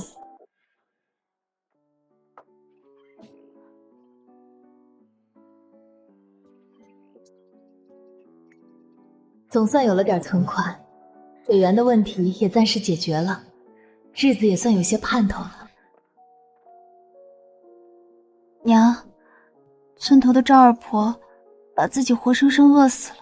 赵二婆家还有些粮食，再不行吃树皮草根也行。可她为了省粮食给大孙子吃，连着3天没进1粒米，死的时候肚子都是瘪的。前几天我下地看到他说大河村惹怒了神灵，今年会灾祸不断，就算不被饿死，也会因为别的原因死掉。他大概早就不想活了。就算是早就不想活了，大概也想做个饱死鬼。老年人将自己活生饿死，还不是为了留下粮食给后代？你小时候赵二婆抱过你，等会儿过去烧一炷香。你上回问桂花村孙家那闺女，我在村里打听了一下，好几个婆子都说她跟赵傻根儿快定亲了，这是咋回事儿？这事儿是我误会了，二狗的亲事还得再看看。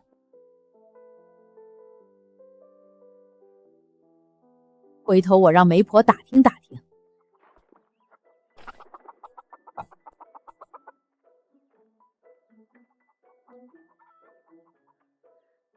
你们家的鸡不是早就宰了吗？阿奶，您还不知道吧？这是上回在山上我们抓住的2只野鸡，会下蛋的野鸡，一天下2个蛋。活了大半辈子，这还是我第一次看到长得跟家养的一模一样的野鸡。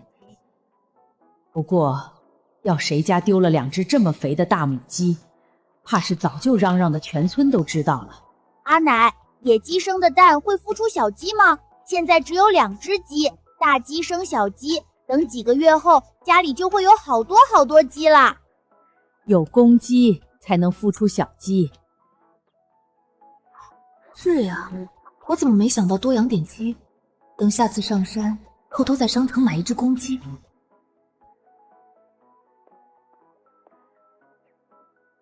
娘，您就在这边吃吧，饭菜都够。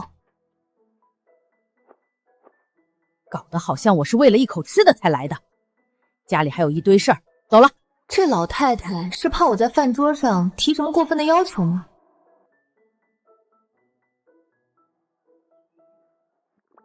二狗，你跟我去一趟李正家。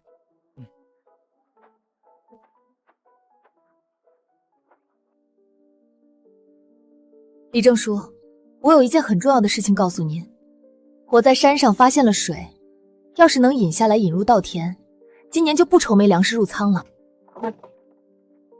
大山娘，这话可不能乱说，我会相信的。李正，不好了，大事儿不好了！村里最后一口井也不出水了。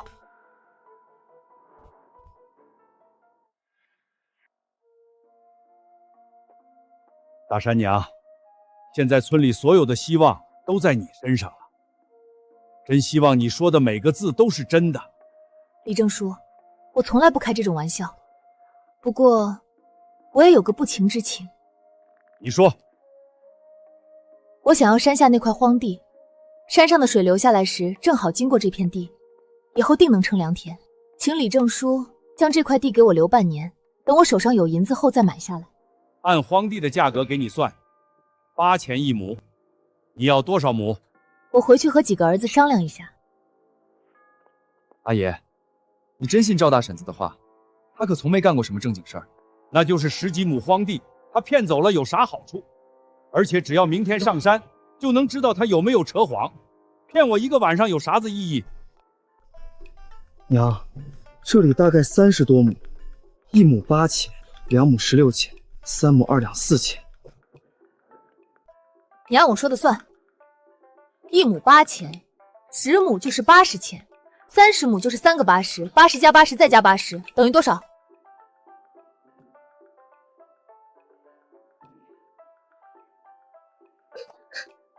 娘，一共是240钱。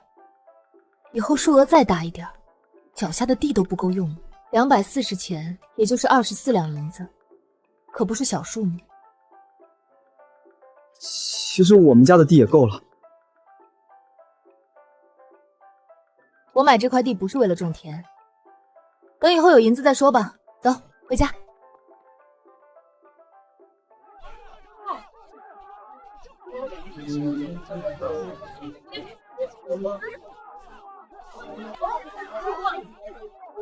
大家看看啊，程家村的人那不是东西，1斤粟米或者玉米面才能换1桶水，这是想逼死人。程家村好歹比桂花村强点儿，桂花村放出话来了，3斤粟米才能换1桶水。1天不吃粮还能动，这么热的天儿，1天不喝水那真的会死人的。李正来了，看李正怎么说。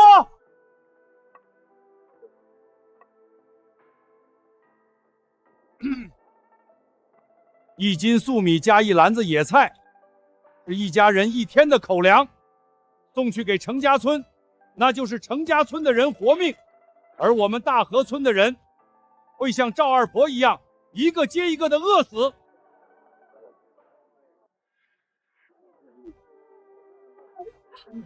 大河村的人从来没做过坏事，老天爷为啥要这么惩罚我们？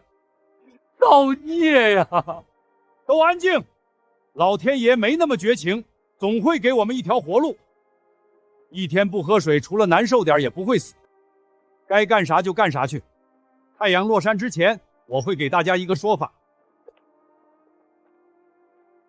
走吧，大山娘，咱们上山。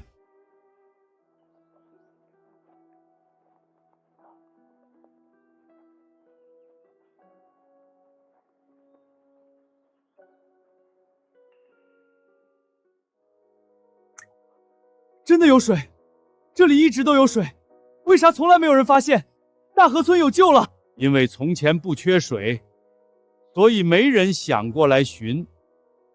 若不是大山娘，大河村今年怕是要死1半人。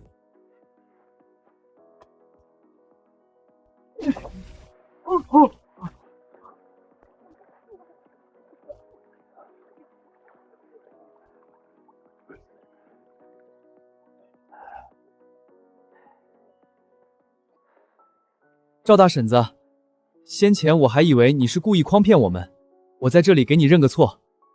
都是一家人，见外了。若是将这里的水引下山，稻子就有救了。但是这里离山下距离太远，现在稻子正是需要水的时候，就算把人当牲畜使，10天之内也浇灌不完。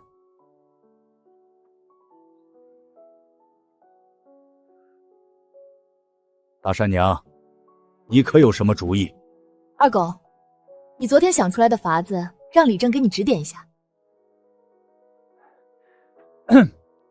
咱们大河村的稻田有上千亩，靠人肩挑手提肯定不行。我想着，是不是可以从山上挖一条沟到山下，把水引到田地里？二狗子，你知道从山脚到这里有多少里吗？有10几20里路，比防洪的河堤还要长。除了挖沟渠，你们还能想出更好的主意吗？二狗子，你继续说，万一能行得通呢？10几里听起来远，但分成无数小段，每人负责一段，就不难了。这大概是一丈，一个人2个时辰能挖完。我昨天量了一下，从山上到山下大概3000丈出头，那么就是需要3000人挖2个时辰。大河村壮年劳动力有400、500人，一起上阵，差不多15、16个时辰，时间分化一下，也就是2天半就能挖完。二鹗子，你真聪明！我以前觉得铁柱是最聪明的孩子，今天开始你也算一个。那我就不聪明了嘛。你要是能认10个字，你就是大河村第3聪明的孩子。教我认字，我请你吃糖炒栗子。一个字换一个栗子。大山娘，沟渠选哪条路挖下去更好？水源在谷底，从谷底绕到东边一路往下，这边不是太阳直射，土质没那么硬。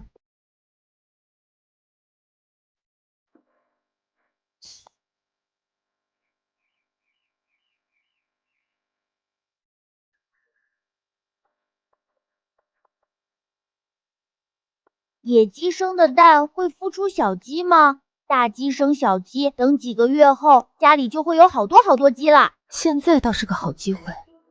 那2只大母鸡看起来就不像野鸡，容易引起怀疑。但当着李正的面在山上捡到一只大公鸡，就算是过了明路。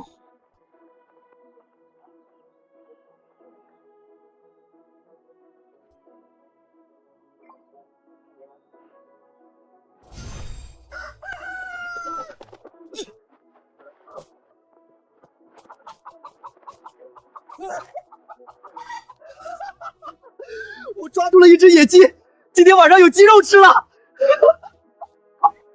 我怎么就躲开了呢？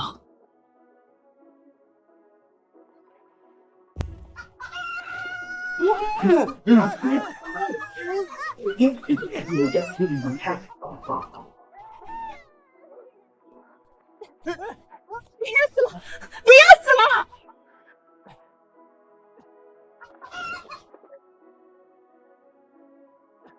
这2只鸡长得一模一样，野鸡比家养的还壮实。这山里怕是还有好东西。这2只大公鸡都是现代人工饲料鸡，长得能不好看吗？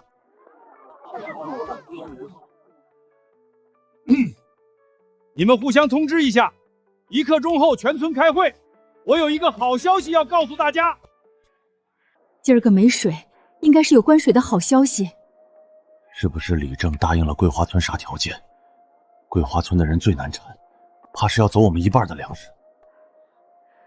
别管田里了，现在连人喝的水都没有。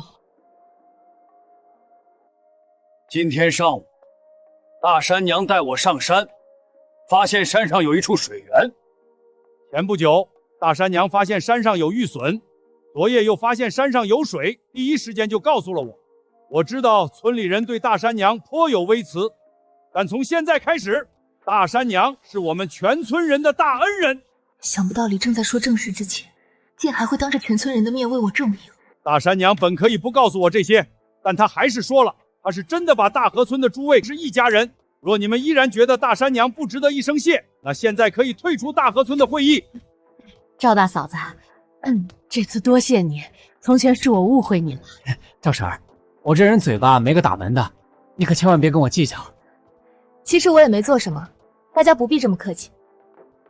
我们在山上发现了一处山泉水，很甜，我们村有水喝了，不需要用粮食去程家村、桂花村换水。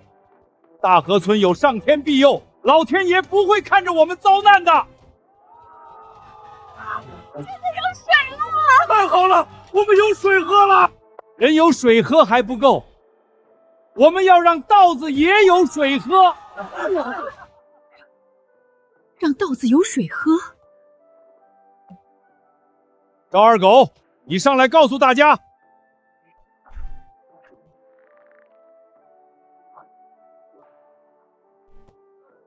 山上的水量很大，给稻子灌溉不成问题。只要我们能把水引入稻田，今年就能大丰收。我算过了，山上到山下大概3000丈，全村400-500个劳动力一起挖沟，2天半的时间就能挖一条从山上下来的沟渠。二狗子，你胡扯些啥呢？从山上挖沟下来，这也太荒唐了！全村人都去挖沟，地里的活谁干？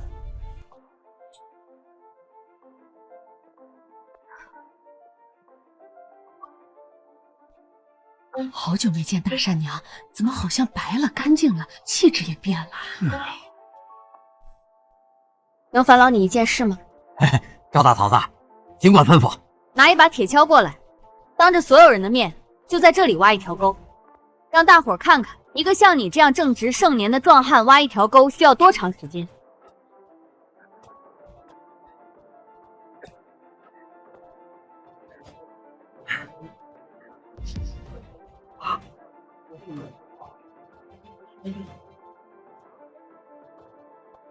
山上的土质硬些，还夹杂沙石，1刻钟肯定不行。那我们就算2个时辰。二狗，这个主意是你想出来的，你来跟大家好好说道说道。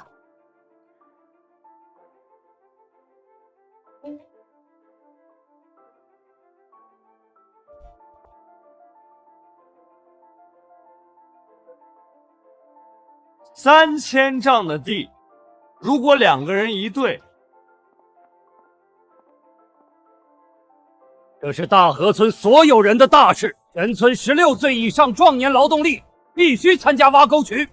半个时辰后，带上农具一起上山。李正，要是山上没这么多水咋办？要是这水流一半就不流了，我家的田离得远，水流不过来咋办？反正我不出力。赵大嫂子一个妇人，瞎逼逼的话竟然也有人信。他这是折腾大家伙玩呢，凭啥他说啥就是啥？你不出力可以，到时候山上的水引下来，你家的稻子别想喝一口。其他人谁还有意见，现在就可以退出。外姓人我不管，如果是赵家本家，谁退出，我开宗祠除名。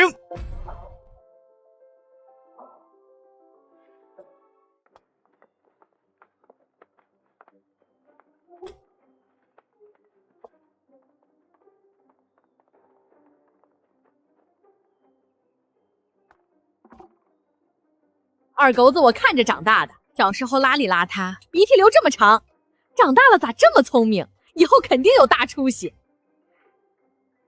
二狗子，你今年15还是16？说媳妇儿了吗？要不要婶子给你做个媒？不用了。我娘家有个侄女儿，今年15，长得那叫一个俊俏。明儿我带她过来，你们相看相看。你娘家那侄女儿不行，太懒了。我家闺女勤快。二狗子，翠花你也认识，我让她现在就来一趟。哎！我不就是在全村人面前说了一番话吗？咋就这么受欢迎？我家里穷，娶了媳妇儿只能打地铺睡，怕委屈了人家姑娘，暂时不考虑这事儿。多谢各位婶子惦记。差点忘了，二狗娘可是赵成氏，要是把闺女真嫁过去，岂不是让人家受苦？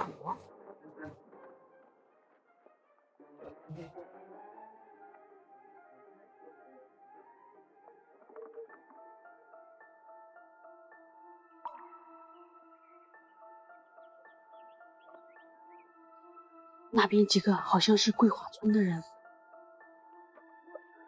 桂花村的人咋又来了？是不是想抢咱们的水？谁跑得快，快回去通知李正。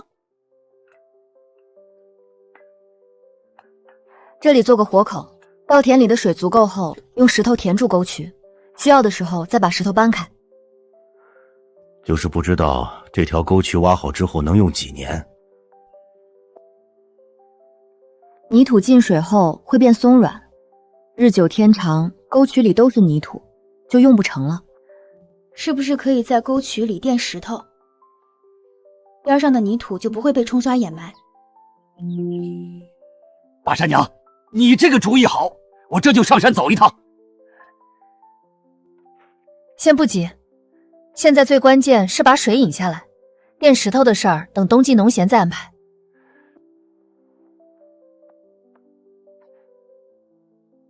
大山娘，你咋懂这么多？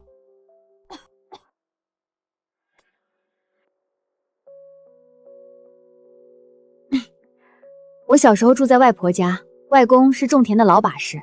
有回下暴雨，他挖沟把水引出去，我也是依葫芦画瓢，有样学样。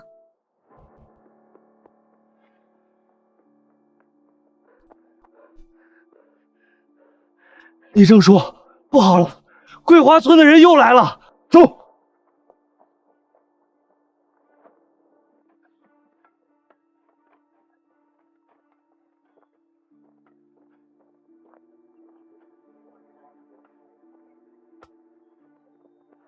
娘，你咋来了？这会儿没太阳了，咋还这么热？不知道今天晚上是继续干活还是回去休息？当然是继续挖。李正说2天半，那我们就连夜干，最迟明天晚上挖到山脚下。对地里的稻子等不得了，能快点就快点。连着干1天1夜可不行，别把人累坏了。晚上没太阳干活舒服，今晚通宵干，明天上午好好休息，下午再过来继续。来。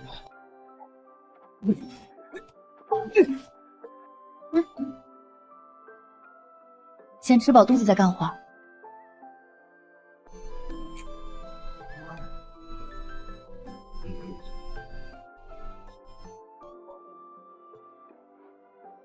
好香啊！不是说赵大嫂子虐待儿子，这像是虐待的样子吗？我都想救他儿子了。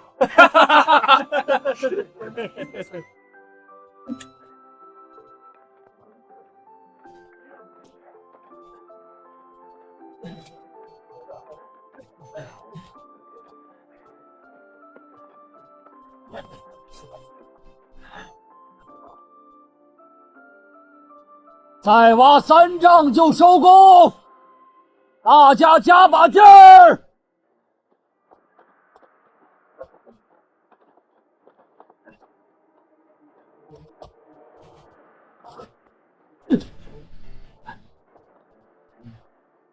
咦，这底下有东西。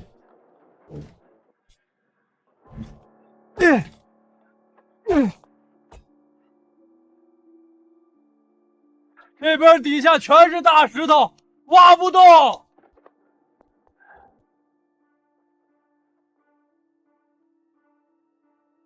多大一块？不知道，我一连试了好几个地方，都是硬的。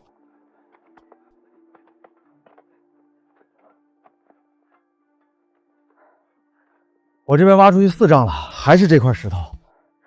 我这边5丈，一样。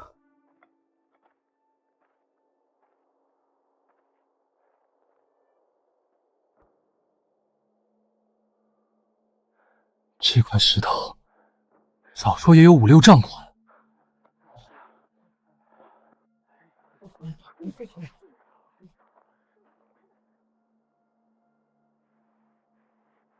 现在挖沟遇到大石头，可以用机器凿穿。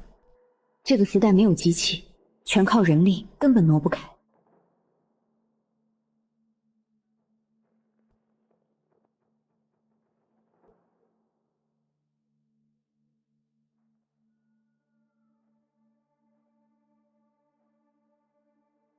娘，东边是石壁，挖不动。西边这些树，砍一棵都要大半天，更别说这么多棵了。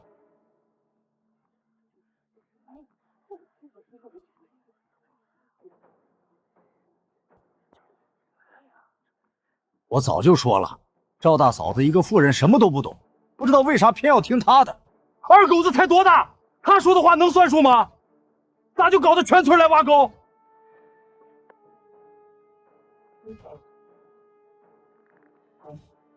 这么大一块巨石，天王老子都没办法。李正，你快出个主意！还能有什么主意？回去洗洗睡吧。地里的庄稼该咋样就咋样，又不是只有我们一个村干旱，大家一块饿死算了。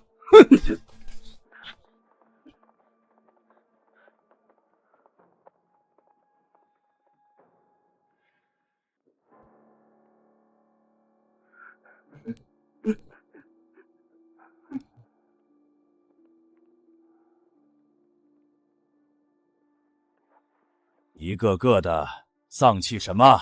你们都是家中的顶梁柱，你们倒下了，家里还能靠谁？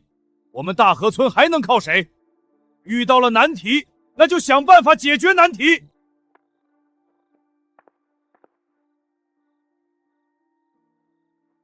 大石头我们没办法，那边的树难道没办法吗？明天大家一起来砍树，花个3、5天，我就不信不能那边的路清出来。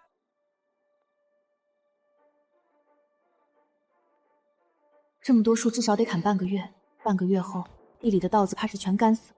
我记得那堂语文课，老师讲大禹治水，挖沟引水，和我们现在做的事儿一模一样。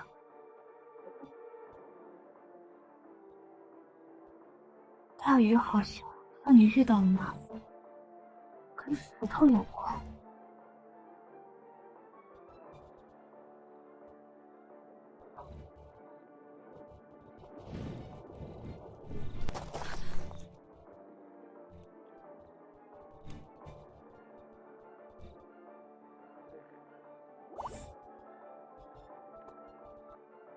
李正叔，我知道该怎么做了。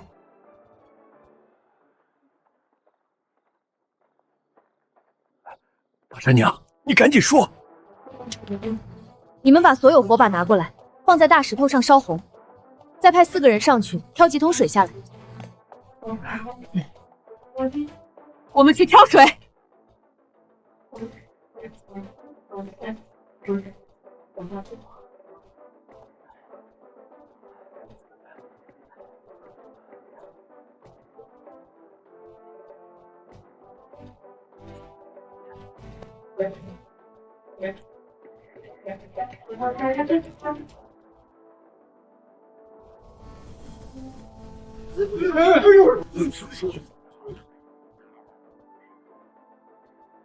大家同时将水泼在石头上，然后迅速后退，有多远退多远。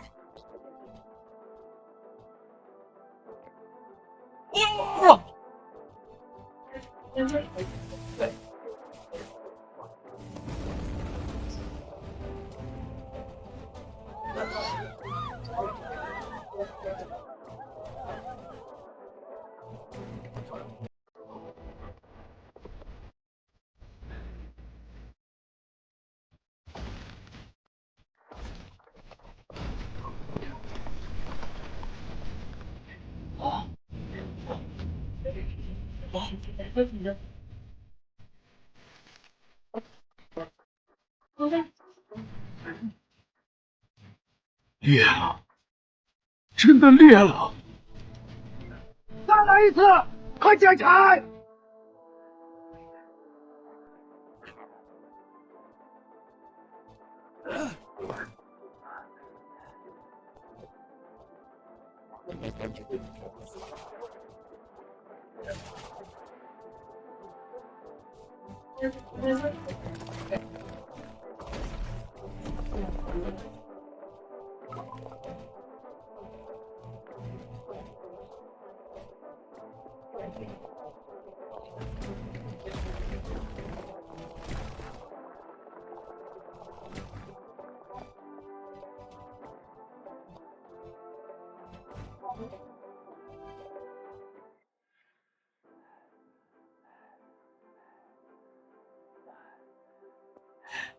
大家都回去休息，明天午时过后再来这里集合。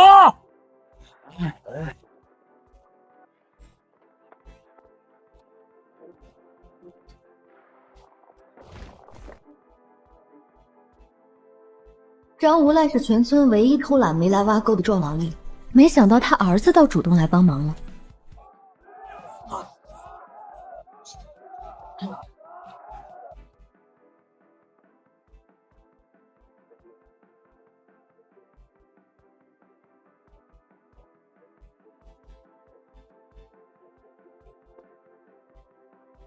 大山娘，这条沟渠是你发现的，是你带着大家挖出来的，这最后一筹该你来。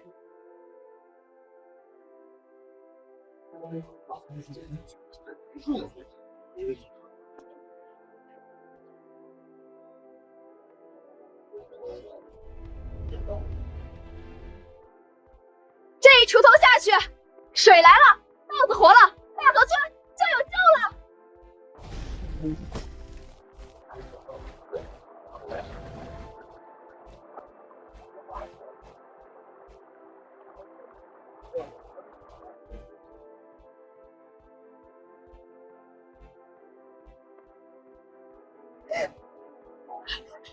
真的有水！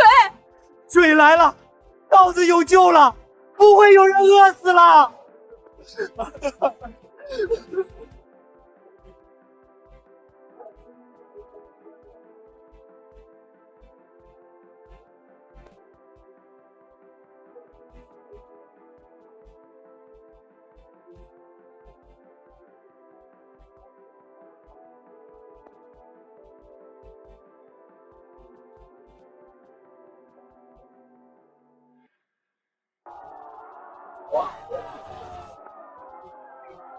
哟哟，咋真的有水流下来？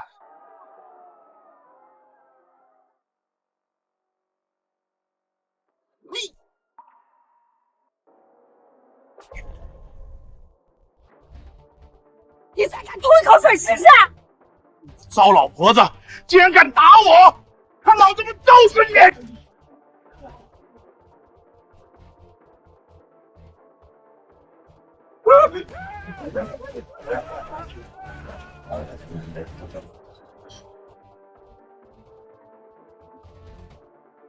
必须得防着桂花村这帮龟孙子，投毒这种事，他们肯定做得出来。我建议，巡逻队必须一直进行下去，保护山上的水，保护田地的稻子，保护家家户户的粮食。熬夜，巡逻队不能停！对，天天巡，看他们还敢不敢来！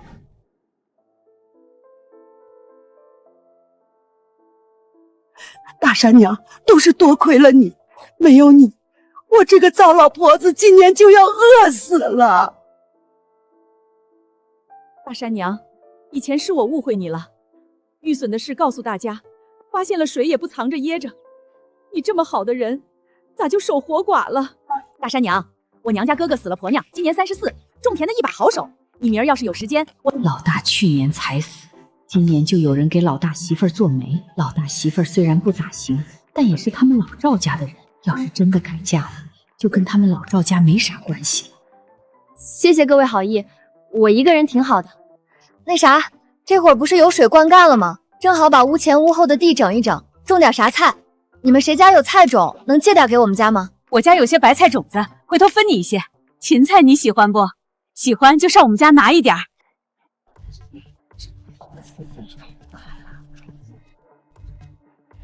赵大嫂子，我家啥种子都有，你要不要去我家看看？看上啥全都拿走。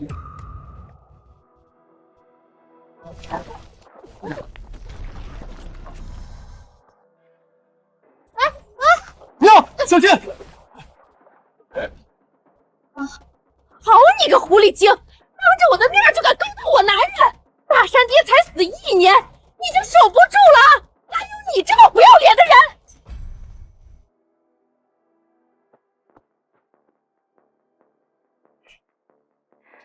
他全身上下哪一点比得上大山爹？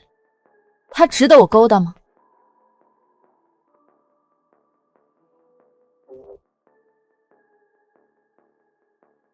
大山爹对我很好，虽然他已经走了，但他以另一种方式一直活在我心里。我今天的话就放在这里，我要为大山爹守一辈子。这能是老大媳妇儿说出来的话？谁再敢给我娘做媒，小心我们兄弟4个打上门！你改不改嫁我管不着，再敢勾搭我男人，小心我撕烂你的脸皮！你有这个功夫，找大山娘的麻烦，还不如好好盯着自己男人，别放出来恶心人！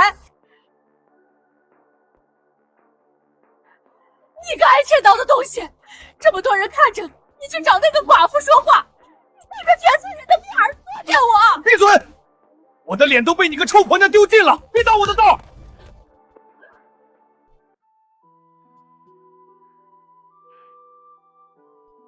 娘，来来了来了，老大媳妇终于要开始说正事儿。看在他最近还算安分的份上，看在死去的大儿子的份上，他要是提出搬回老屋，那我就勉为其难同意吧。娘，回头老屋有的种子也劳烦您给我一些。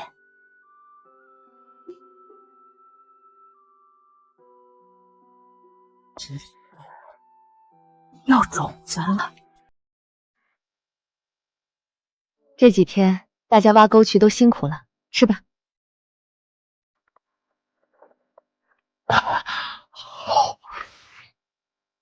娘，您先吃。行，我吃，你们也吃，别抢。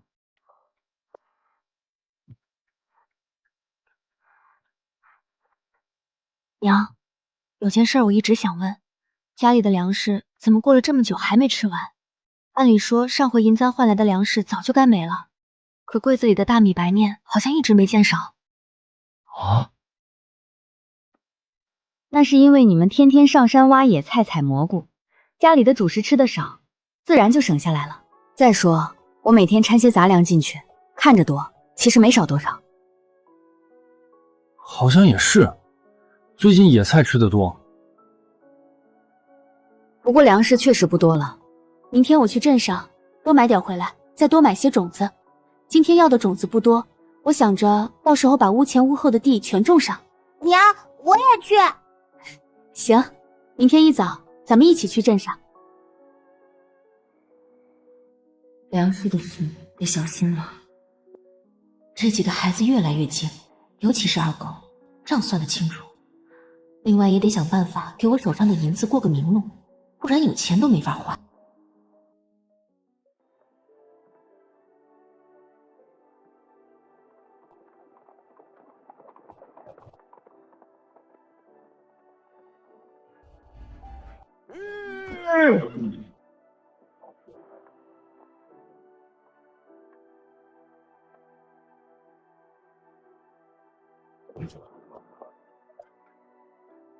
李正，您回来了。李正，你怎么坐着这么好一辆马车回来了？那马车是咱们平安镇县令家的，赶车的人是县令身边的小厮，专程送我回来的。呵，李正不得了嘞！县令大人竟然派人亲自送您回来。咱们大河村的李正就是有本事，能让县令大人另眼相看。还不是前几日挖沟云水的事儿传到了县令大人耳朵里，今日叫我过去，就是问这个事儿。以前啊，我想见县令大人一面都难，如今竟能有幸和县令大人坐在一处喝茶。县令大人多大年纪了？县令大人胖还是瘦？县令大人好说话不？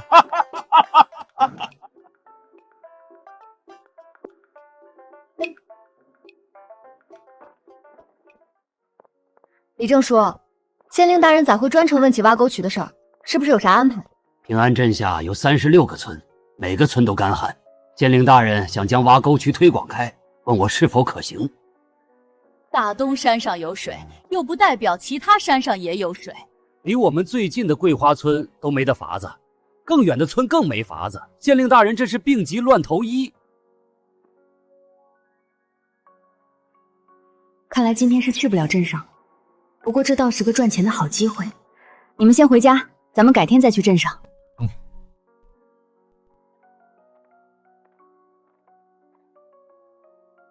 如今大旱，除了大河村，其他村会颗粒无收，到时大河村就成了众矢之的。众矢之的是啥意思？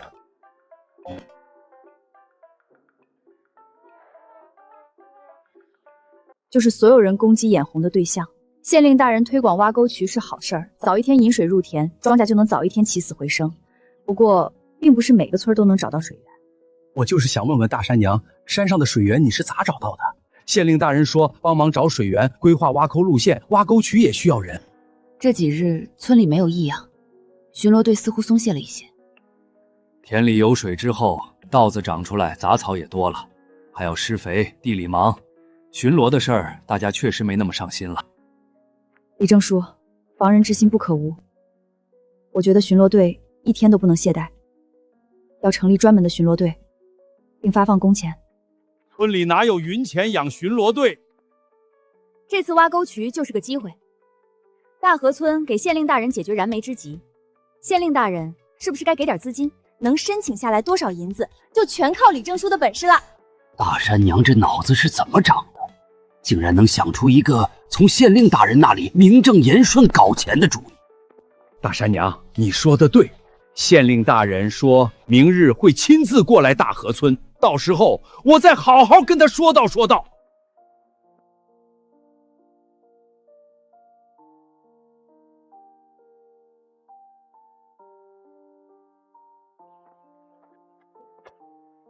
上辈子独自奋斗打拼是一种生活，这辈子带着一家人奋斗，慢慢过上好日子，也是一种生活。大山、二狗、三牛四蛋，回来吃饭了！哎，来啦！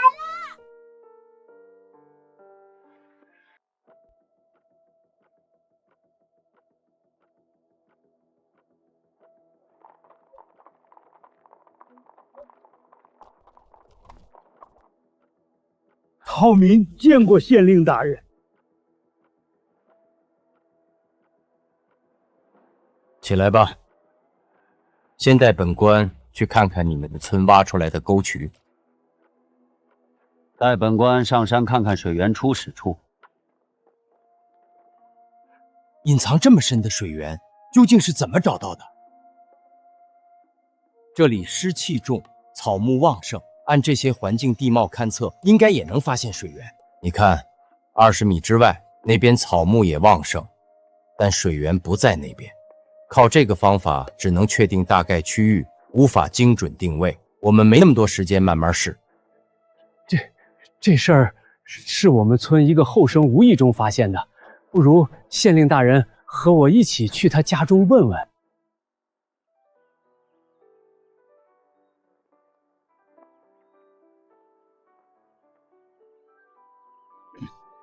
大山娘，这是县令大人，这是袁师爷。您父见过县令大人，见过袁师爷，快里面请。惠娘，快倒3碗水出来。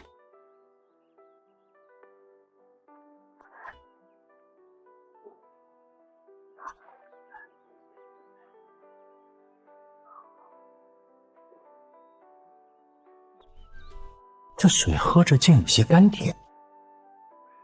大山娘，县令大人这次来是想问问山上的水源到底是怎么找到的。是我二儿子无意发现的，不过他现在在下地，估计县令大人可能要等一会儿子。放肆！县令大人有请，就算是爹老子死了，都必须接受差遣。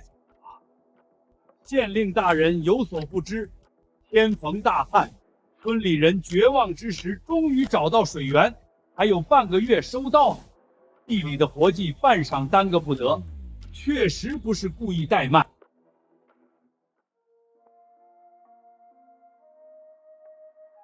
这里都是老实本分的庄稼人，你这脾气可以收一收了。是。这县令大人竟然是个好脾气的。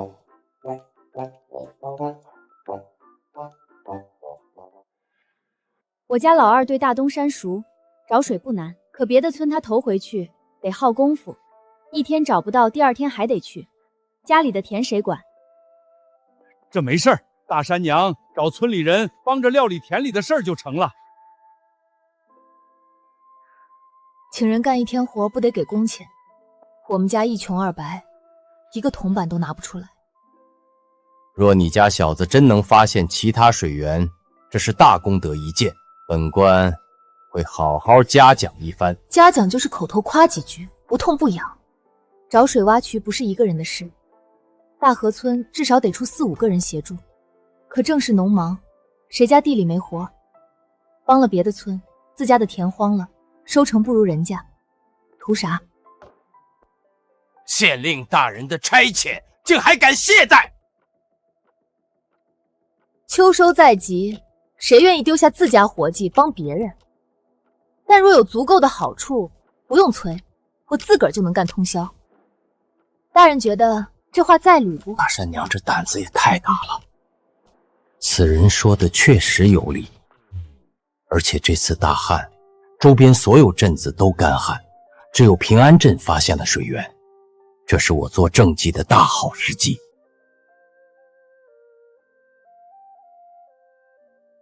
大河村所有帮忙找水源、挖沟渠的人，一天奖赏100个铜钱。一天100文，好差事啊！县令大人，民妇不是这个意思。为县令大人办事，怎能要工钱？要是一处水源都没找到，这钱拿着烫手。那依你之见，该当如何？若是发现一处水源，县令大人就给嘉奖；若是无法为县令大人解忧，我们也没资格拿银钱。35个村落，3天内必须全部走一趟，如此下来，3日都不得成眠。找到一处水源，奖赏2两银子。2两银子，发现10处就是20两。大嫂子和普通农妇完全不一样，难怪能养出发现水源的儿子。水源的事就这么定了，你们大河村出人，本官出钱。县令大人放心，我们一定尽心尽力。大山娘竟然能面不改色和县令大人说话，果然是混不烂，连县令都不怕，也不知道跟县令大人说了些啥子。县令大人身为父母官，不忍心看到稻子干死在地里，想让二狗去帮忙找水源、挖沟渠。找水源哪是那么容易的事儿？二狗子哪有这么大本事？哼！帮其他村，其实也是帮我们自己。若只有我们村丰收了粮食，其他村颗粒无收，大家知道有什么后果吗？咱们村不是有巡逻队吗？不会让那些人得逞的。建立巡逻队是为了保护粮食，但也没有千日防贼的道理。更何况到时镇上也可能征收我们的粮食，平均分给每个村，到时候就只能天天吃野菜稀汤了。这么说，桂花村必须要有水。其他村最好也发现水，否则大河村丰收那一天，还不知道会遭多少人惦记记恨。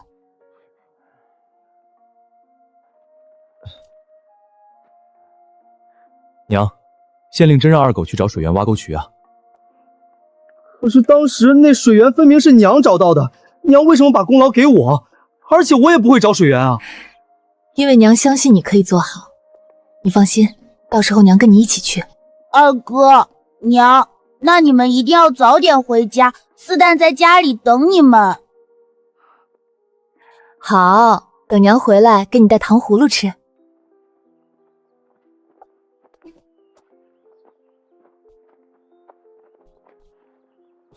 娘，您真能看出哪里有水？书上说2山夹一谷，2山谷，水在谷中藏。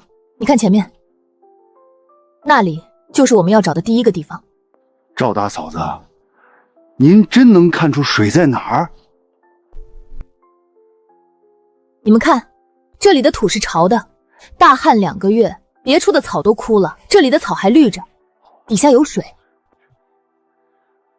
从这里往下挖，3丈之内必有水。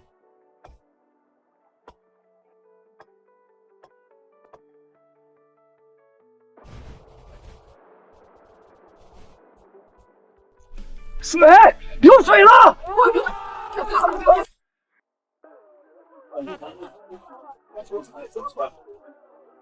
高大嫂子，你是我们李家沟的恩人。记上吧，这是第一处。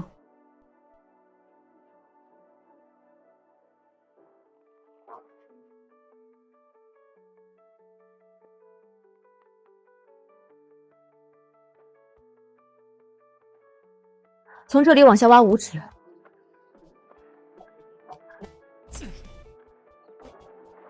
老天爷开眼了，有水了！有水了！这里，往下挖1丈。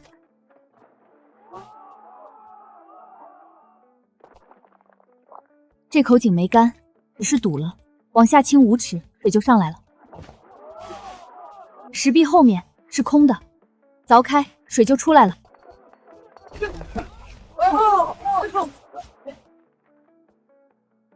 娘，23处，我们找到23处水源，够给巡逻队发一阵子工钱了。走吧，我们回家。县令大人，大河村的人一共找到了23处水源，平安镇36个村子，如今个个都有水了。23处，那就是46两银子。大人，这银子花得值，今年平安镇的税收怕是比去年多3成。不是银子的事儿，是老百姓能活下去了。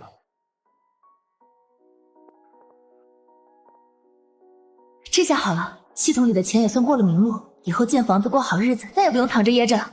大山娘，县令大人说了，这次大河村立了大功，除了银两奖赏，还要上报朝廷，给大河村立一块碑。立碑就立在村口的大槐树下，到时候我写上你和二狗的名字，让世世代代的人都知道，是你们救了几10个村子。